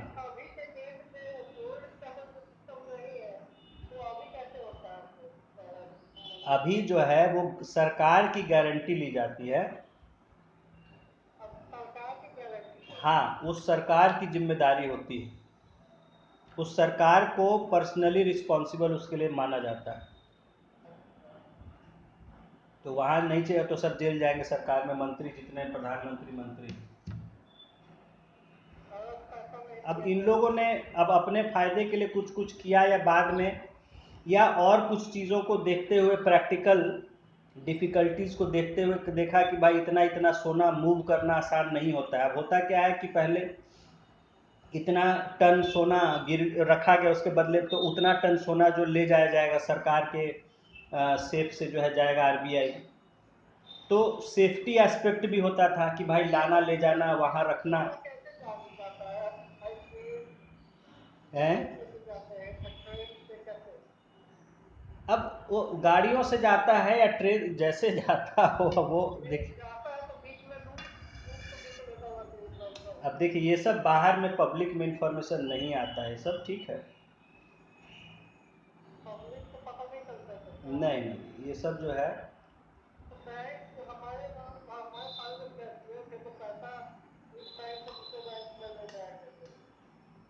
आवाज धीमे आ रही, क्या कह रहे हैं? बहुत पहले का बात है, हुआ करते थे तो पैसा इस बैंक से दूसरे बैंक में ले जाया करते थे। एक बार का बात, मतलब कि हमारे फादर के साथ नहीं, मतलब कि आज से करीबन 2005-6 का बात है। एक बार मुजफ्फरपुर गुमटी हाजीपुर गुमटी के बीच में रुका हुआ था पैसा से, अब कौन से बैंक का था हमको नहीं मालूम।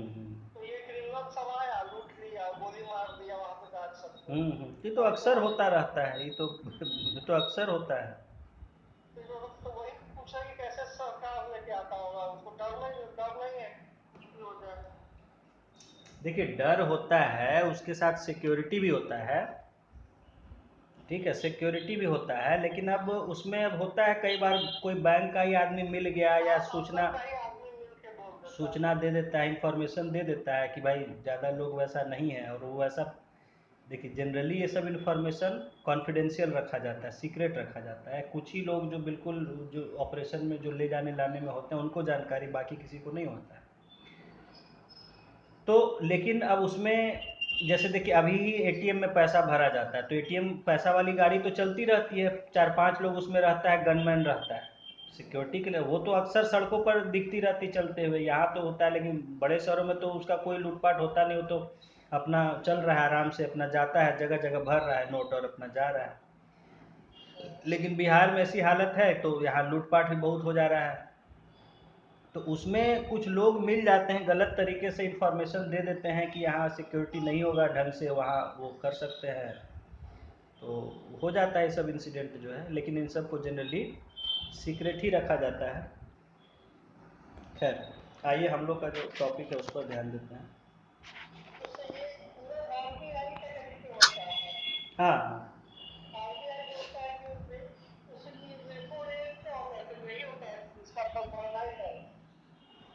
रेपो रेट अब बताएंगे अलग से, जब आरबीआई का डील करेंगे तब उसको समझाने में टाइम लगेगा। हाँ उसमें और भी कई चीज़ें है, खैर इतना आसान नहीं है रेपो रेट बताना। हाँ चलिए बताएंगे आरबीआई का जब चलेगा। तो यहाँ देखिए बेसिकली हम लोग समझ रहे थे टैक्सेस। टैक्सेस हमने देखा दो तरह के टैक्स होते हैं, एक को हम कहते हैं डायरेक्ट और एक को कहते हैं इनडायरेक्ट। अब डायरेक्ट और इनडायरेक्ट हम आपको समझा देते हैं। डायरेक्ट टैक्स क्या है? जो किसी से डायरेक्टली किसी बेसिस पर लिया जाता है, जो डायरेक्टली, ठीक है, डायरेक्ट का मतलब क्या हुआ? सीधा सीधा। जैसे मुझसे जो टैक्स लिया गया, सीधे मुझसे जो लिया गया और मैं ही उसको पे किया, समझ गए? जो हम पर जो टैक्स लगाया जा रहा है, जो मैं ही सीधे सीधे उसको डायरेक्टली पे कर रहा हूं। डायरेक्ट का मतलब क्या है? बिल्कुल सिंपल, डायरेक्ट, कोई उसमें इधर उधर ताम झाम नहीं, ठीक है? बिल्कुल सीधा साधा कि मुझसे जो टैक्स लिया जा रहा है मैं उसको जमा कर दूंगा, हाँ भाई। ऐसे टैक्स को कहते हैं डायरेक्ट टैक्स, यानी जो सीधे सीधे किसी पर लगाए जाते हैं और वो सीधे सीधे उसका पेमेंट कर देता है, इसमें कोई तामझाम नहीं, समझ गए? इसमें कोई ज़्यादा इधर उधर नियम कानून नहीं। मुझ पर लगेगा किसी कारण से वो टैक्स और मैं सीधे सीधे उसको पे करूंगा सरकार को, बस एकदम सरल सिंपल, सबसे सिंपलेस्ट जो टैक्स होते हैं दे आर डायरेक्ट टैक्स।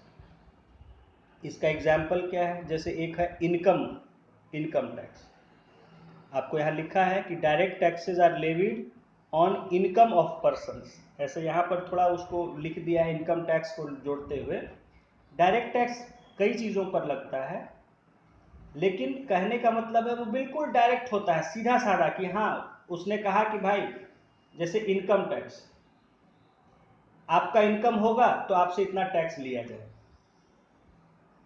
ठीक है? मान लीजिए सरकार का नियम है कि जिसका मंथली 50,000 से ज़्यादा सैलरी ये है, वो 10,000 रुपये टैक्स देगा सरकार। हो गया सीधा साधा, मेरा इनकम अगर 50,000 से ज़्यादा है तो मुझे 10,000 रुपये जमा करना होगा और वो मैं जाके 10,000 रुपये जमा कर दूंगा। यानी मुझ पर लगाया गया सिंपली नियम के द्वारा और मैंने उसको डायरेक्टली पे कर दिया, मैंने खुद ही पे किया डायरेक्ट। ऐसे टैक्स को कहते हैं डायरेक्ट टैक्स। दूसरा हुआ इनकम टैक्स, ये sorry indirect tax. Indirect tax, indirect का मतलब ये डायरेक्ट नहीं होता है, इनडायरेक्ट होता है, यानी सीधा साधा नहीं होता है, आड़ा टेढ़ा होता है। आड़ा टेढ़ा तरीके से मुझ पर लगेगा और मैं आड़ा टेढ़ा तरीके से ही उसको सरकार को पे भी करूंगा। एक तरफ आपने देखा पहले डायरेक्ट टैक्स, ठीक है? जैसे कि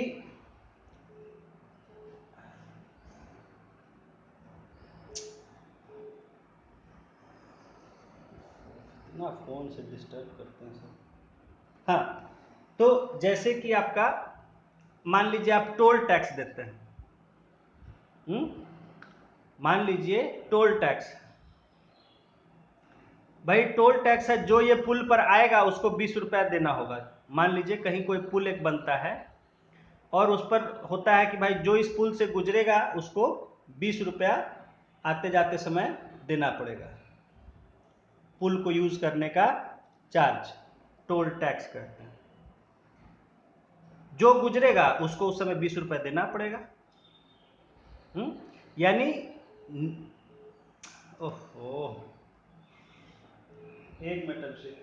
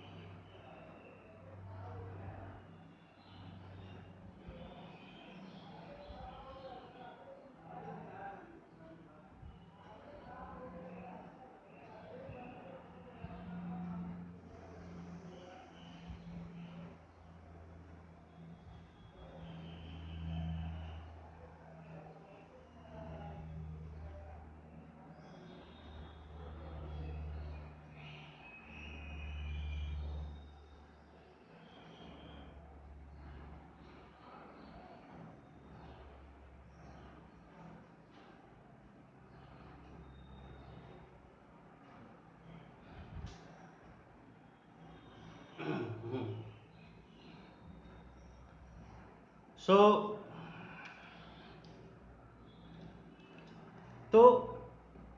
टोल टैक्स, जैसे मैंने आपको एक दिखाया उदाहरण कि एक पुल है और पुल पर से नियम है कि जो जाएगा उस पुल पर उसको वहीं पर उसको 20 रुपया कैश देना पड़ेगा।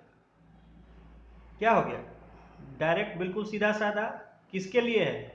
जो पुल से जाएगा उसको उस पर लगेगा। सीधा सीधा लग रहा है, कोई हेरा फेरी नहीं है कि कौन है नहीं है, जो गया उस पर लगेगा। और उसको क्या करना है? उस पर 20 रुपया टैक्स और उसको वहीं कैश में दे देना है। सीधे सीधे खुद पेमेंट करना है, वहीं कर देना है, और कहीं उसका कोई हिसाब किताब इधर उधर नहीं होगा। वहीं जो पुल से गुजरेगा 20 रुपया दे के जाएगा।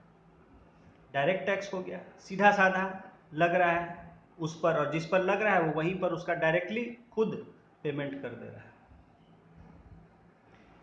उसके ऑपोजिट में है इनडायरेक्ट टैक्स। ये सीधे सीधे नहीं लगता है कि हाँ, जो जैसे अभी हमने देखा इनकम टैक्स या टोल टैक्स की डायरेक्टली जो गुजरेगा या जो जिसका है इनकम उसको देना है, ऐसे डायरेक्टली नहीं लगता है। और जिस पर लगता भी है वो डायरेक्टली उसी तरह, जैसे अभी दे दिया कि निकाल के कैश दे दिया, इनकम टैक्स दे दिया, खुद उसको पे नहीं करना है, सीधा साधा तरीके से वो पेमेंट नहीं होता है। ऐसे टैक्सेस को हम कहते हैं इनडायरेक्ट टैक्स। इनडायरेक्ट, जो डायरेक्ट नहीं। तो शुरू में जब टैक्सेस होते थे तब डायरेक्ट ही टैक्स लगते थे, जो भी टैक्स लगते थे वो डायरेक्ट टैक्स होते थे। तो तब टैक्स ही वर्ड यूज होता था, तब डायरेक्ट इनडायरेक्ट नहीं होता था। क्योंकि टैक्स है कि भाई किसान है, तो जो भी किसान है जिसके पास 1 हेक्टेयर से ज़्यादा ज़मीन है तो वो जो है अपना इसका 10% जो है अपना सेल का वो टैक्स के रूप में जमा करे। सीधा साधा था, जो भी किसान है उस पर 10% टैक्स लगना है, जितना उसका पैदावार हो रहा है उसका 10% जाके राजा के पास जमा कर देता था। आप लोग पढ़े ही हैं चौथ वगैरह, जो पहले चौथ, सरदेशमुखी, ये सब, या और तरह का टैक्स जो है आप पढ़ चुके हैं हिस्ट्री में। वो सब डायरेक्ट टैक्स होते थे कि भाई उसी पर लगेगा और वो जाके सीधे सीधे अपना चुका दिया करता था। बाद में जैसे जैसे हमारी इकोनॉमी डेवलप हुई तो कुछ आए टैक्सेस इनडायरेक्ट टैक्स, जो इनडायरेक्टली लगते थे और इनडायरेक्टली पे करना पड़ता था। ठीक है, यानी कि जो हम पर डायरेक्ट नहीं लगेगा, हमको पता नहीं चलेगा डायरेक्टली, लेकिन हम पर लग रहा है, और हम उसको डायरेक्टली पे नहीं कर रहे हैं लेकिन पे कर रहे हैं इनडायरेक्टली। ऐसे टैक्स आए तो उनको फिर बांट दिया गया डायरेक्ट टैक्स और इनडायरेक्ट टैक्स। तो जैसे कि आज जो है आप कोई भी सामान खरीदते हैं, हम जो है एक गए मोबाइल खरीदने, मान लीजिए दुकान से कि मोबाइल खरीदेंगे। मोबाइल हमने खरीदा, उस मोबाइल को जो उस दुकानदार ने बेचा मुझे, तो उस बेचने पर उसको सेल्स टैक्स देना पड़ता है सरकार।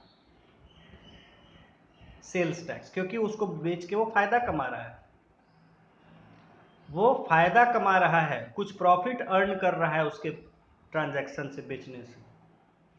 तो उस प्रॉफिट में से कुछ उसको सरकार को देना पड़ेगा एज ए टैक्स। और चूंकि सेल्स पर होता है प्रॉफिट तो इसलिए उसको कहते हैं सेल टैक्स या सेल्स टैक्स। अब वो सेल्स टैक्स क्या करता है कि वो क्यों देगा? वो कहेगा हम भाई बेच रहे हैं, अपने लिए बेच रहे हैं, हम तो कस्टमर के लिए बेच रहे हैं। मोबाइल का इस्तेमाल मैं तो कर नहीं रहा हूं, मोबाइल का इस्तेमाल कौन कर रहा है? वो तो कस्टमर कर रहा है। तो कस्टमर के लिए ये मोबाइल बन किसके लिए रहा है? कस्टमर के लिए बन रहा है। मैं बेच किसके लिए रहा हूं? कस्टमर के लिए बेच रहा हूं, तो टैक्स मैं क्यों दूंगा? तो वो अपना टैक्स जो है, ठीक है, सेल्स टैक्स के रूप में, ठीक है, उससे वसूला जाता है। और वो सेल्स टैक्स जो है वो हमसे प्राइस के रूप में लिया जाता है। आप देखते हैं ना, बिल आजकल देखते होंगे तो उसमें टैक्स जुड़ा रहता है, जीएसटी, एसजीएसटी, सीजीएसटी, आईजीएसटी, इतना परसेंट, इतना परसेंट। आपको देखिए जो वैल्यू होता है गुड्स का, वो उसका अपना, उसका वैल्यू उतना प्राइस नहीं होता है उसका। जो MRP आपको दिया जाता है, देखिएगा ध्यान से देखिएगा, कोई आप चीज़ अब आपको जब बता रहे हैं तो देखिए, जैसे मैं आपको दिखा ही रहा हूँ यहाँ पर, ठीक है। तो कहीं पर भी हम जो MRP देखते हैं लिखा हुआ, या कोई बिल, हाँ जैसे मेरे सामने एक बिल पड़ा हुआ है अमेज़ॉन का, एक अमेज़ॉन का बिल है मेरे सामने। तो इसमें पहले है डिस्क्रिप्शन, डिस्क्रिप्शन जो भी मतलब जो सामान मैंने खरीदा, ठीक है। जैसे VIP ट्रंक्स मैंने मंगाए, शॉर्ट्स मंगाए, तो VIP ट्रंक्स, बगल में लिखा हुआ यूनिट प्राइस, देखिए मैं आपको पढ़ के ही बता दे रहा हूँ, समझा देता हूँ, सामने मेरे पास बिल है, unit price 865 rupees, 865 rupees, discount 0, quantity 1 piece मंगाया तो 1 क्वांटिटी हो गया।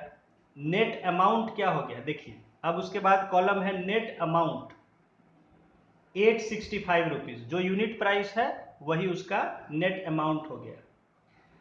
तो ये कॉलम हो गया। इसके बाद देखिए क्या है, टैक्स रेट, टैक्स रेट कितना, 5%, 5% इस पर tax. Tax type, type of tax यानी कौन सा टैक्स लग रहा है, तो IGST।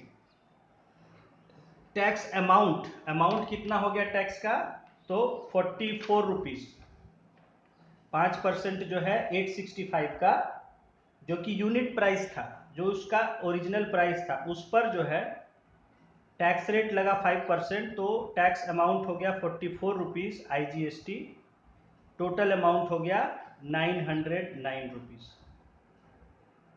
तो मुझे जो बिल है वो 909 रुपीज़ का पे करना है, ठीक है। तो देखिए उसका कीमत था 865, उस पर 5% जो है IGST लगा, तो उसका कॉस्ट 865 प्लस 44 रुपीज़ हो गया 909 रुपीज़, जो कि मुझसे लिया गया, ठीक है। तो ये जो टैक्स हुआ 44 रुपया, ये किससे वसूला गया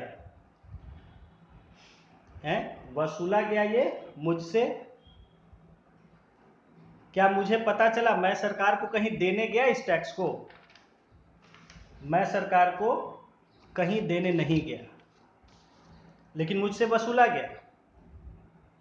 और ये कैसे पे हुआ, ये दुकानदार ने पे कर दिया था, ठीक है। वो GST के रूप में जमा करेगा जो दुकानदार बेच रहा है,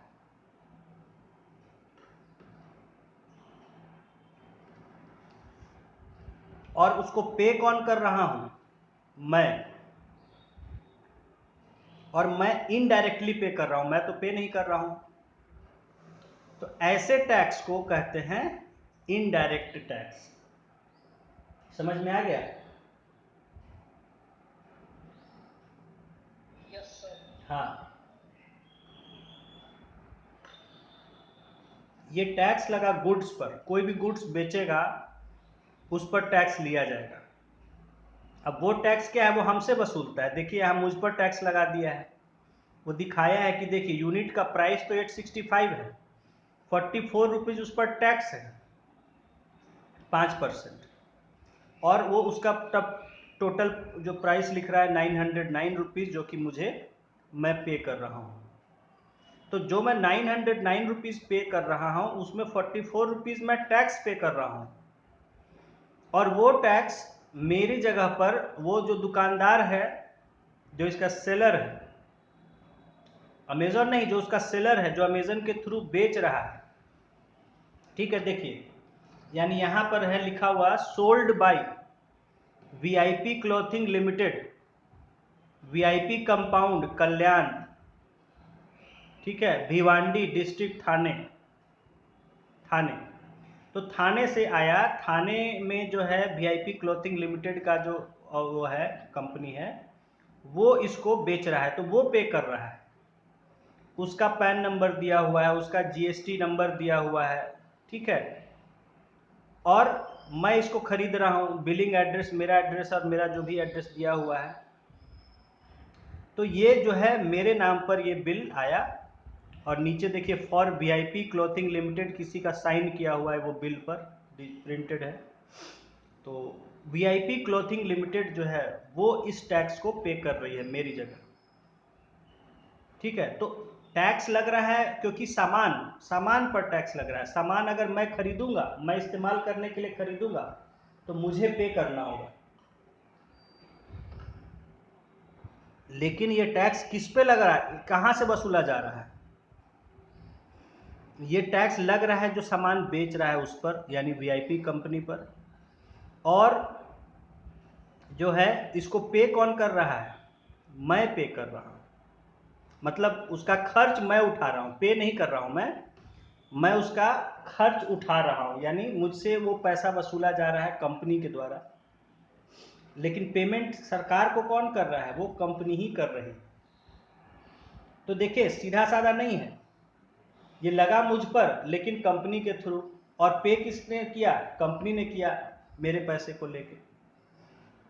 मुझसे जो पैसा लिया कंपनी ने, जो 909 रुपये मैंने दिया, वो कंपनी ने लिया, उसी में से वो पैसा पे करेगा, जो टैक्स 44 रुपीज़ है।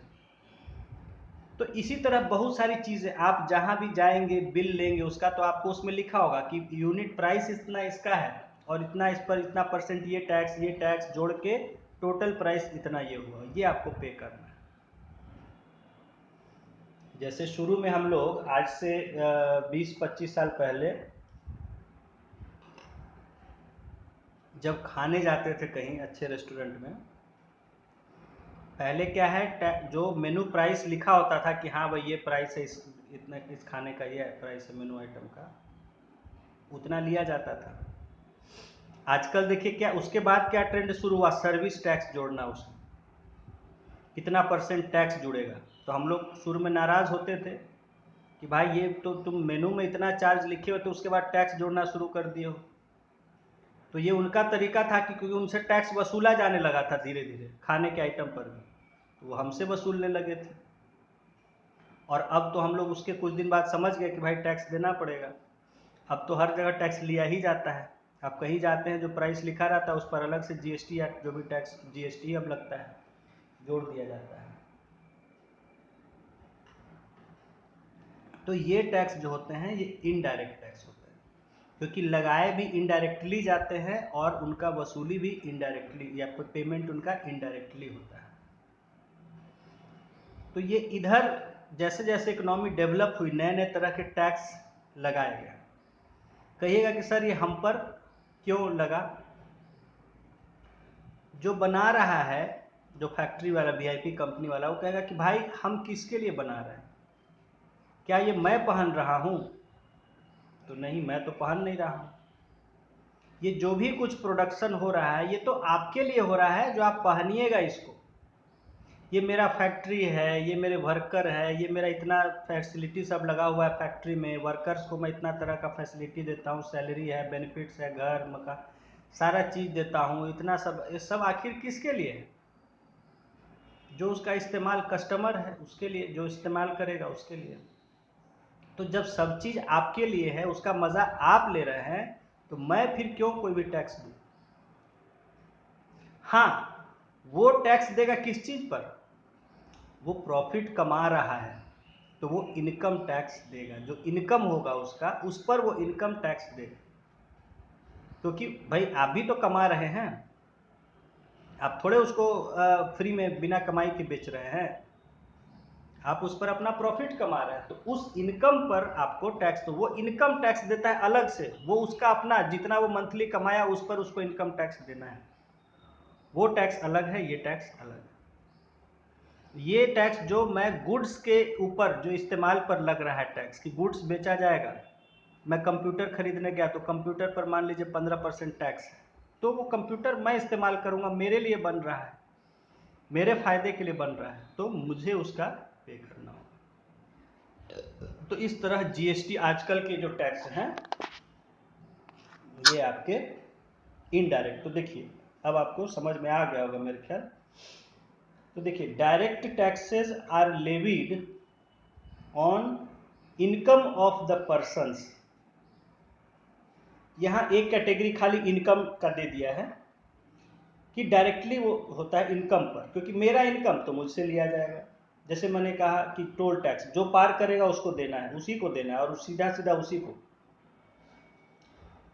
And the indirect taxes are levied on goods and services, यानी गुड्स और सर्विसेज पर जो टैक्स लगता है indirect tax, by which the government mobilises its financial resources, जिनके द्वारा सरकार अपना पैसा का मैनेजमेंट करता है। यानी वो टैक्स लेगा सरकार तो अपना कामकाज में इस्तेमाल करेगा।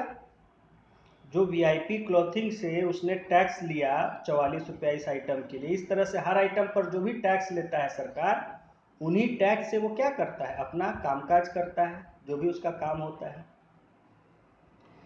तो आप मेरे ख्याल समझ गए होंगे डायरेक्ट और इनडायरेक्ट टैक्स के बारे में।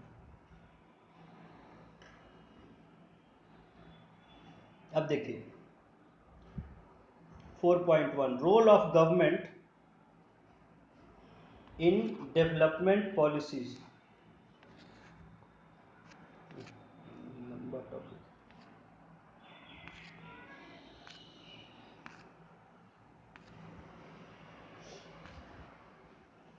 चलिए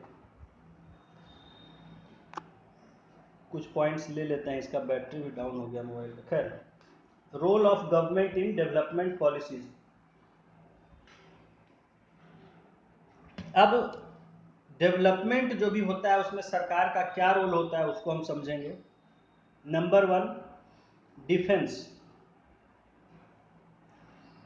this is an essential security function to protect our nation from our enemies. सरकार का पहला काम क्या होता है, सुरक्षा। जैसे आप एंशिएंट पीरियड में जाइएगा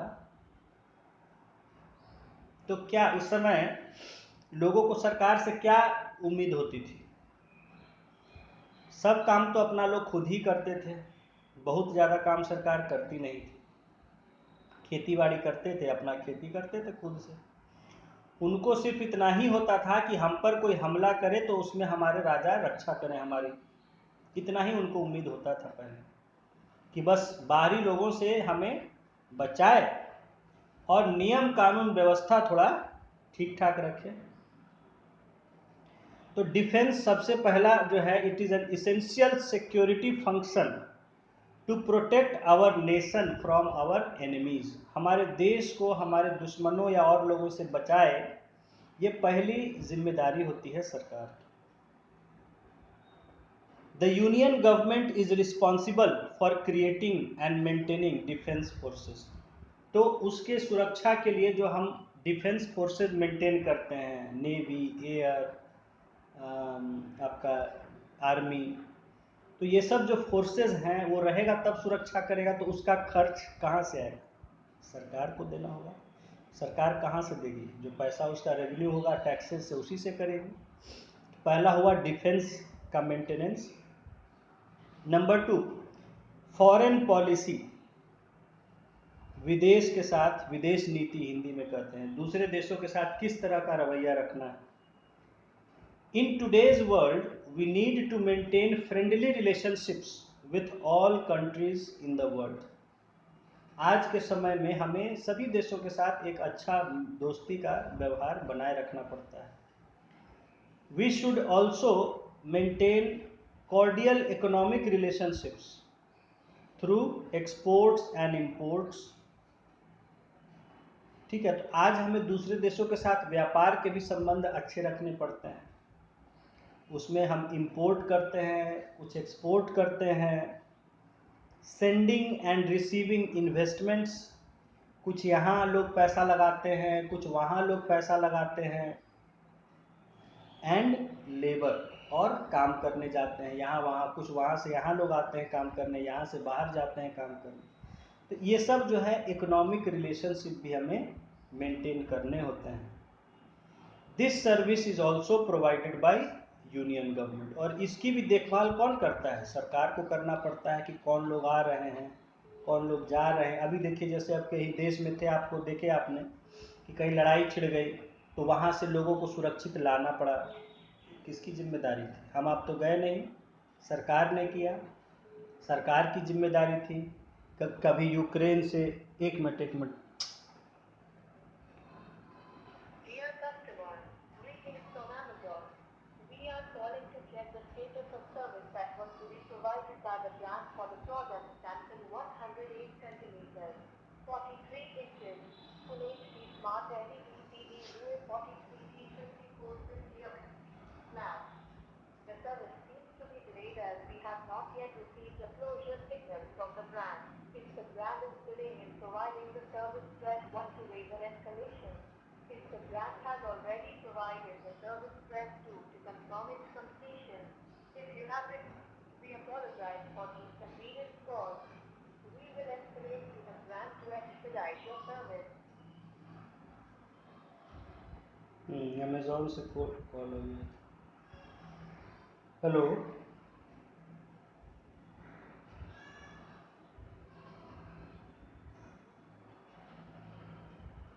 हेलो,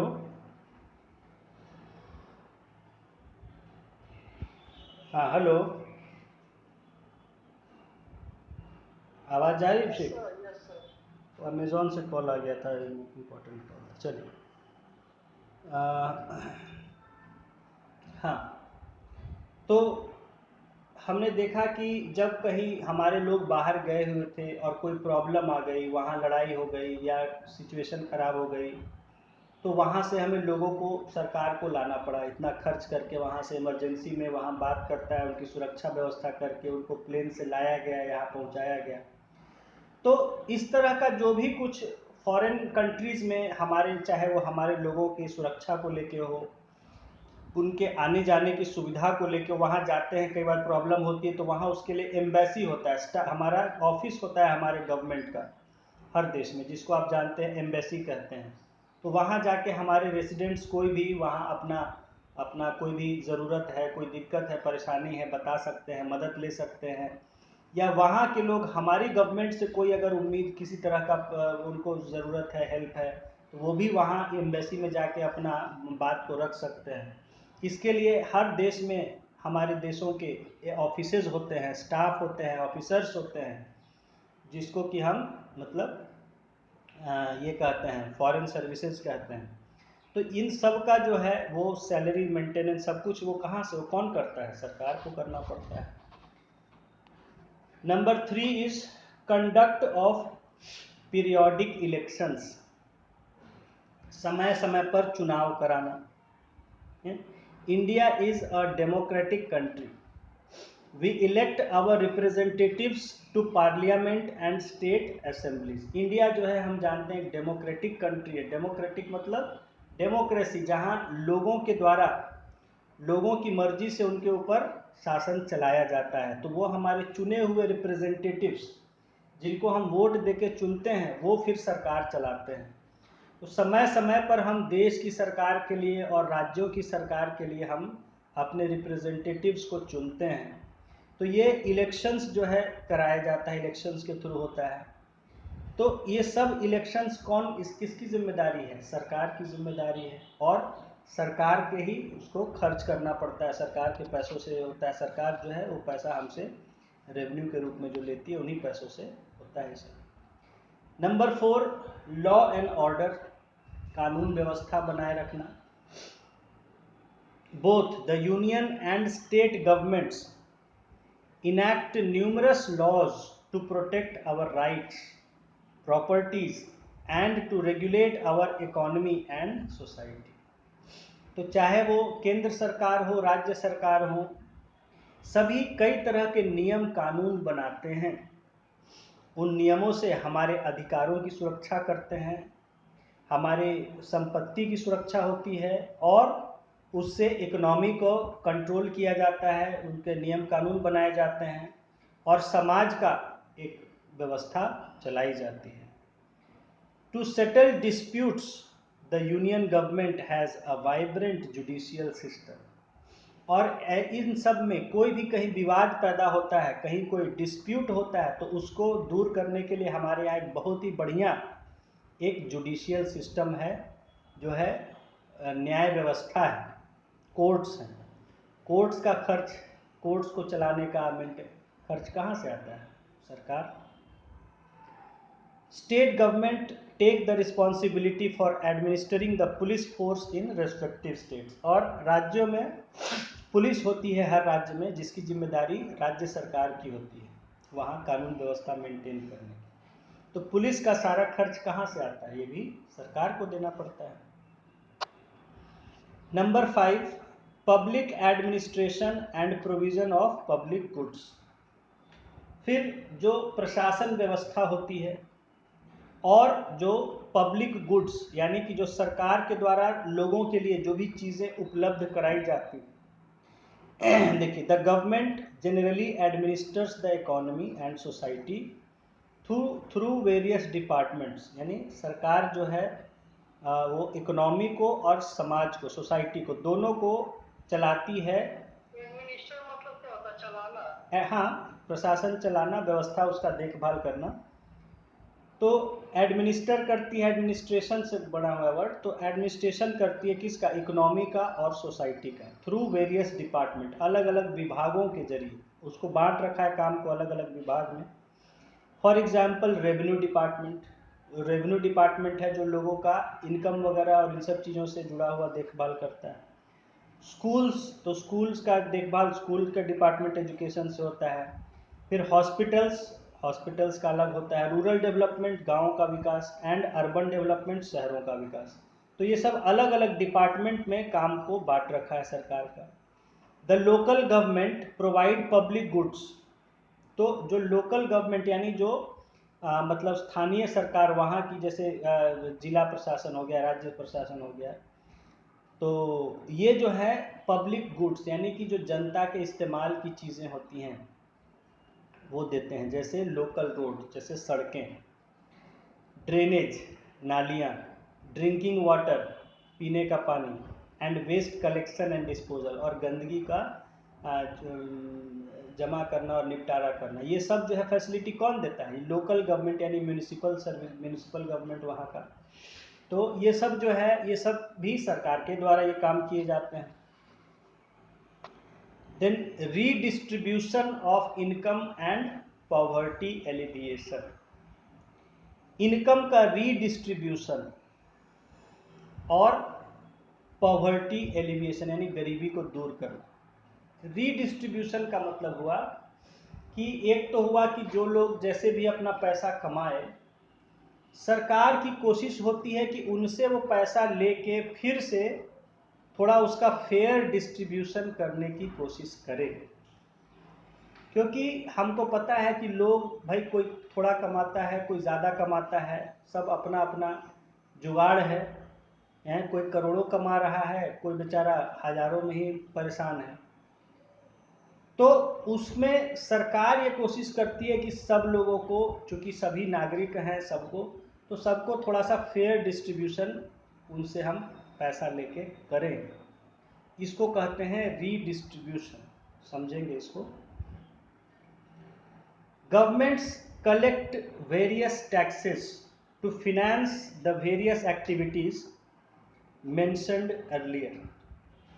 तो अभी तक हमने जो एक्टिविटीज ऊपर 5 फंक्शन पढ़े सरकार के, तो सरकार क्या करती है? टैक्स वगैरह वसूल के ये सारे ऊपर जो दिए गए काम है उन सब कामों को करती है, उनमें जो खर्च आता है उनको उस पैसे से करती है।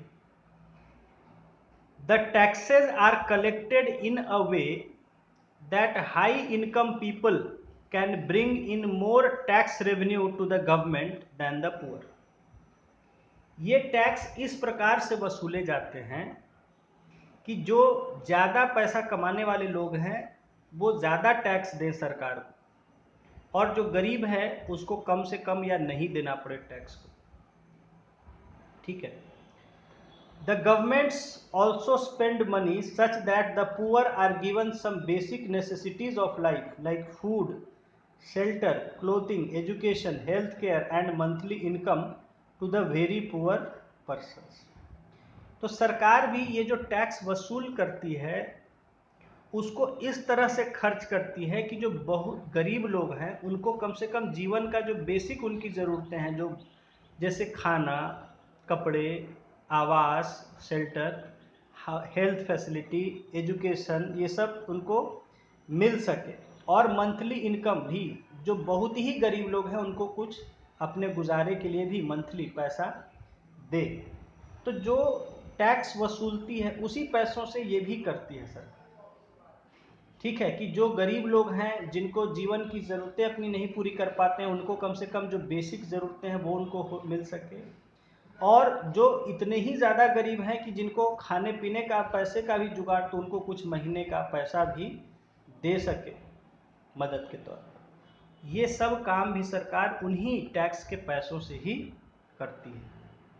ठीक है, तो thus collecting taxes and spending for the poor to reduce poverty. तो एक तरफ तो वो टैक्स वसूलती है, दूसरी तरफ उनका इस्तेमाल करती है ताकि गरीबी को हम कम कर सकें।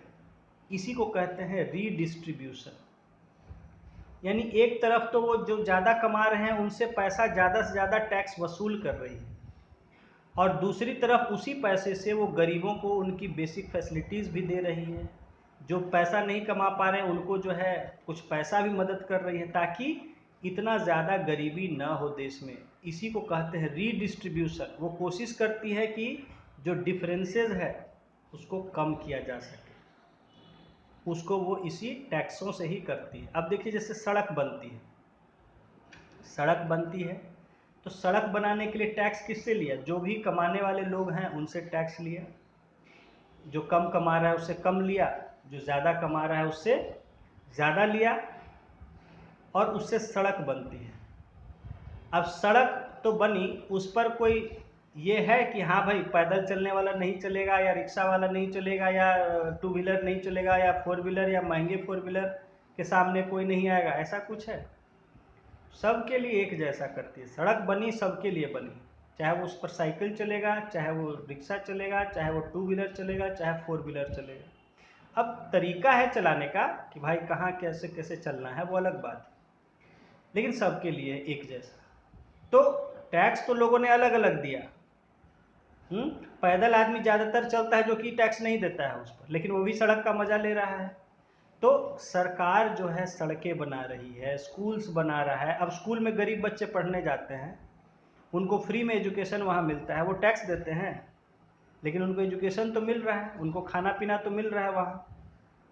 तो इसी को कहते हैं रीडिस्ट्रीब्यूशन। यानी जिनके पास ज़्यादा पैसा है उससे लिया सरकार ने, और जिनके पास बिल्कुल नहीं है उनको उससे सुविधा दिया, ताकि बहुत ज़्यादा भेदभाव नहीं रहे, खाने पीने बेसिक फैसिलिटीज सबको एक जैसा रहे। उसी गवर्नमेंट स्कूल में जो एक ठीक ठाक कमाई जिसका पेरेंट्स का होगा उसका भी बच्चा जाता होगा, और जो बिल्कुल गरीब बच्चा वो भी जाता है। उसको दोनों को स्कूल में पढ़ने का, दोनों के लिए स्कूल है। तो इसी को कहते हैं redistribution of income and poverty alleviation. Number 7 is regulate the economy. Economy को कंट्रोल करना। The Union Government through the Reserve Bank of India controls money supply and controls the interest rate, inflation and foreign exchange rate। और सरकार ही है, केंद्र सरकार, जो कि reserve bank के माध्यम से इकोनॉमी में कितना मनी सप्लाई है, ब्याज का दर कितना चल रहा है, महंगाई कितनी है, और फॉरेन एक्सचेंज का क्या रेट है, कन्वर्सन रेट क्या है, एक्सचेंज रेट क्या है, इन सब को कंट्रोल करने का काम करते हैं।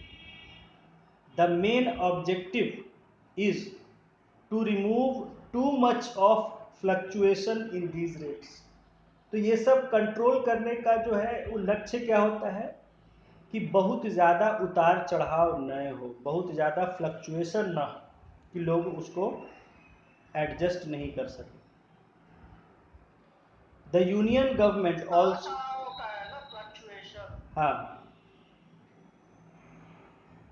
The union government also controls the economy through various other agencies, और कुछ दूसरी संस्थाओं के द्वारा भी जो इकोनॉमी को कंट्रोल करता है, जैसे securities exchange board of India, SEBI, बताया मैंने आपको, SEBI securities exchange board of India, जो कि स्टॉक्स और ये सब जो होता है शेयर मार्केट, इन सब को कंट्रोल करने का जो बॉडी है SEBI, securities exchange board of India, and competition commission of India, ये भी आपको बताया है, competition commission of India CCI.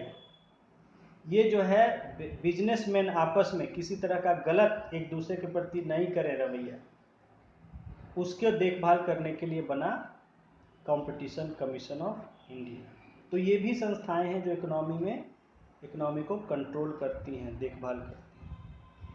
All the governments in India run public sector enterprises to provide important goods and services at affordable rates to the people।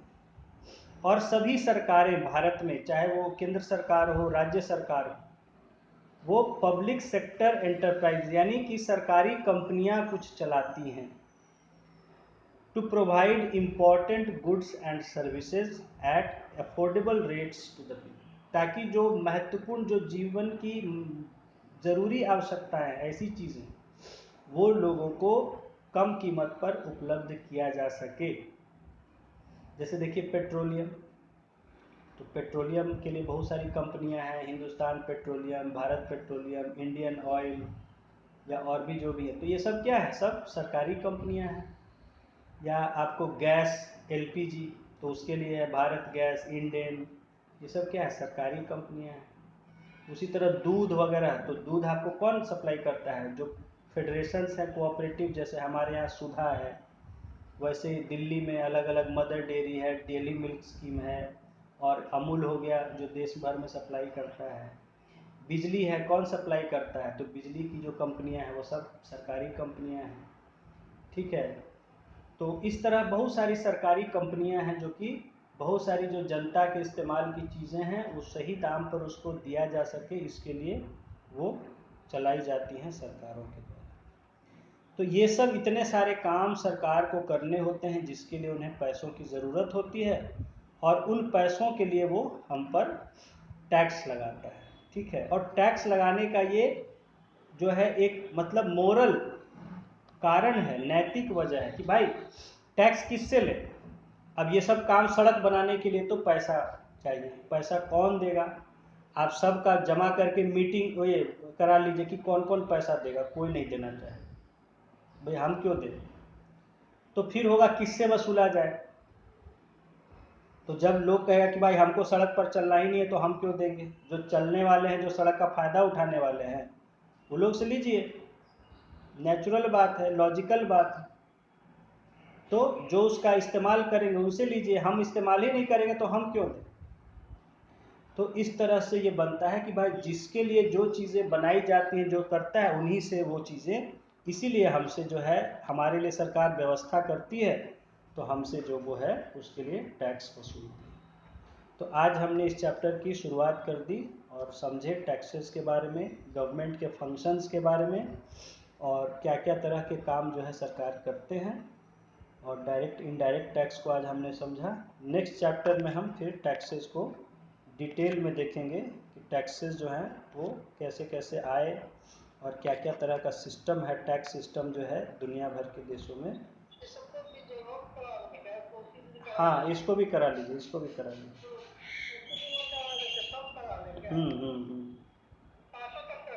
हाँ, पांचों करा ही लीजिए, ज़रूरत तो पड़ेगा ही आज न कल।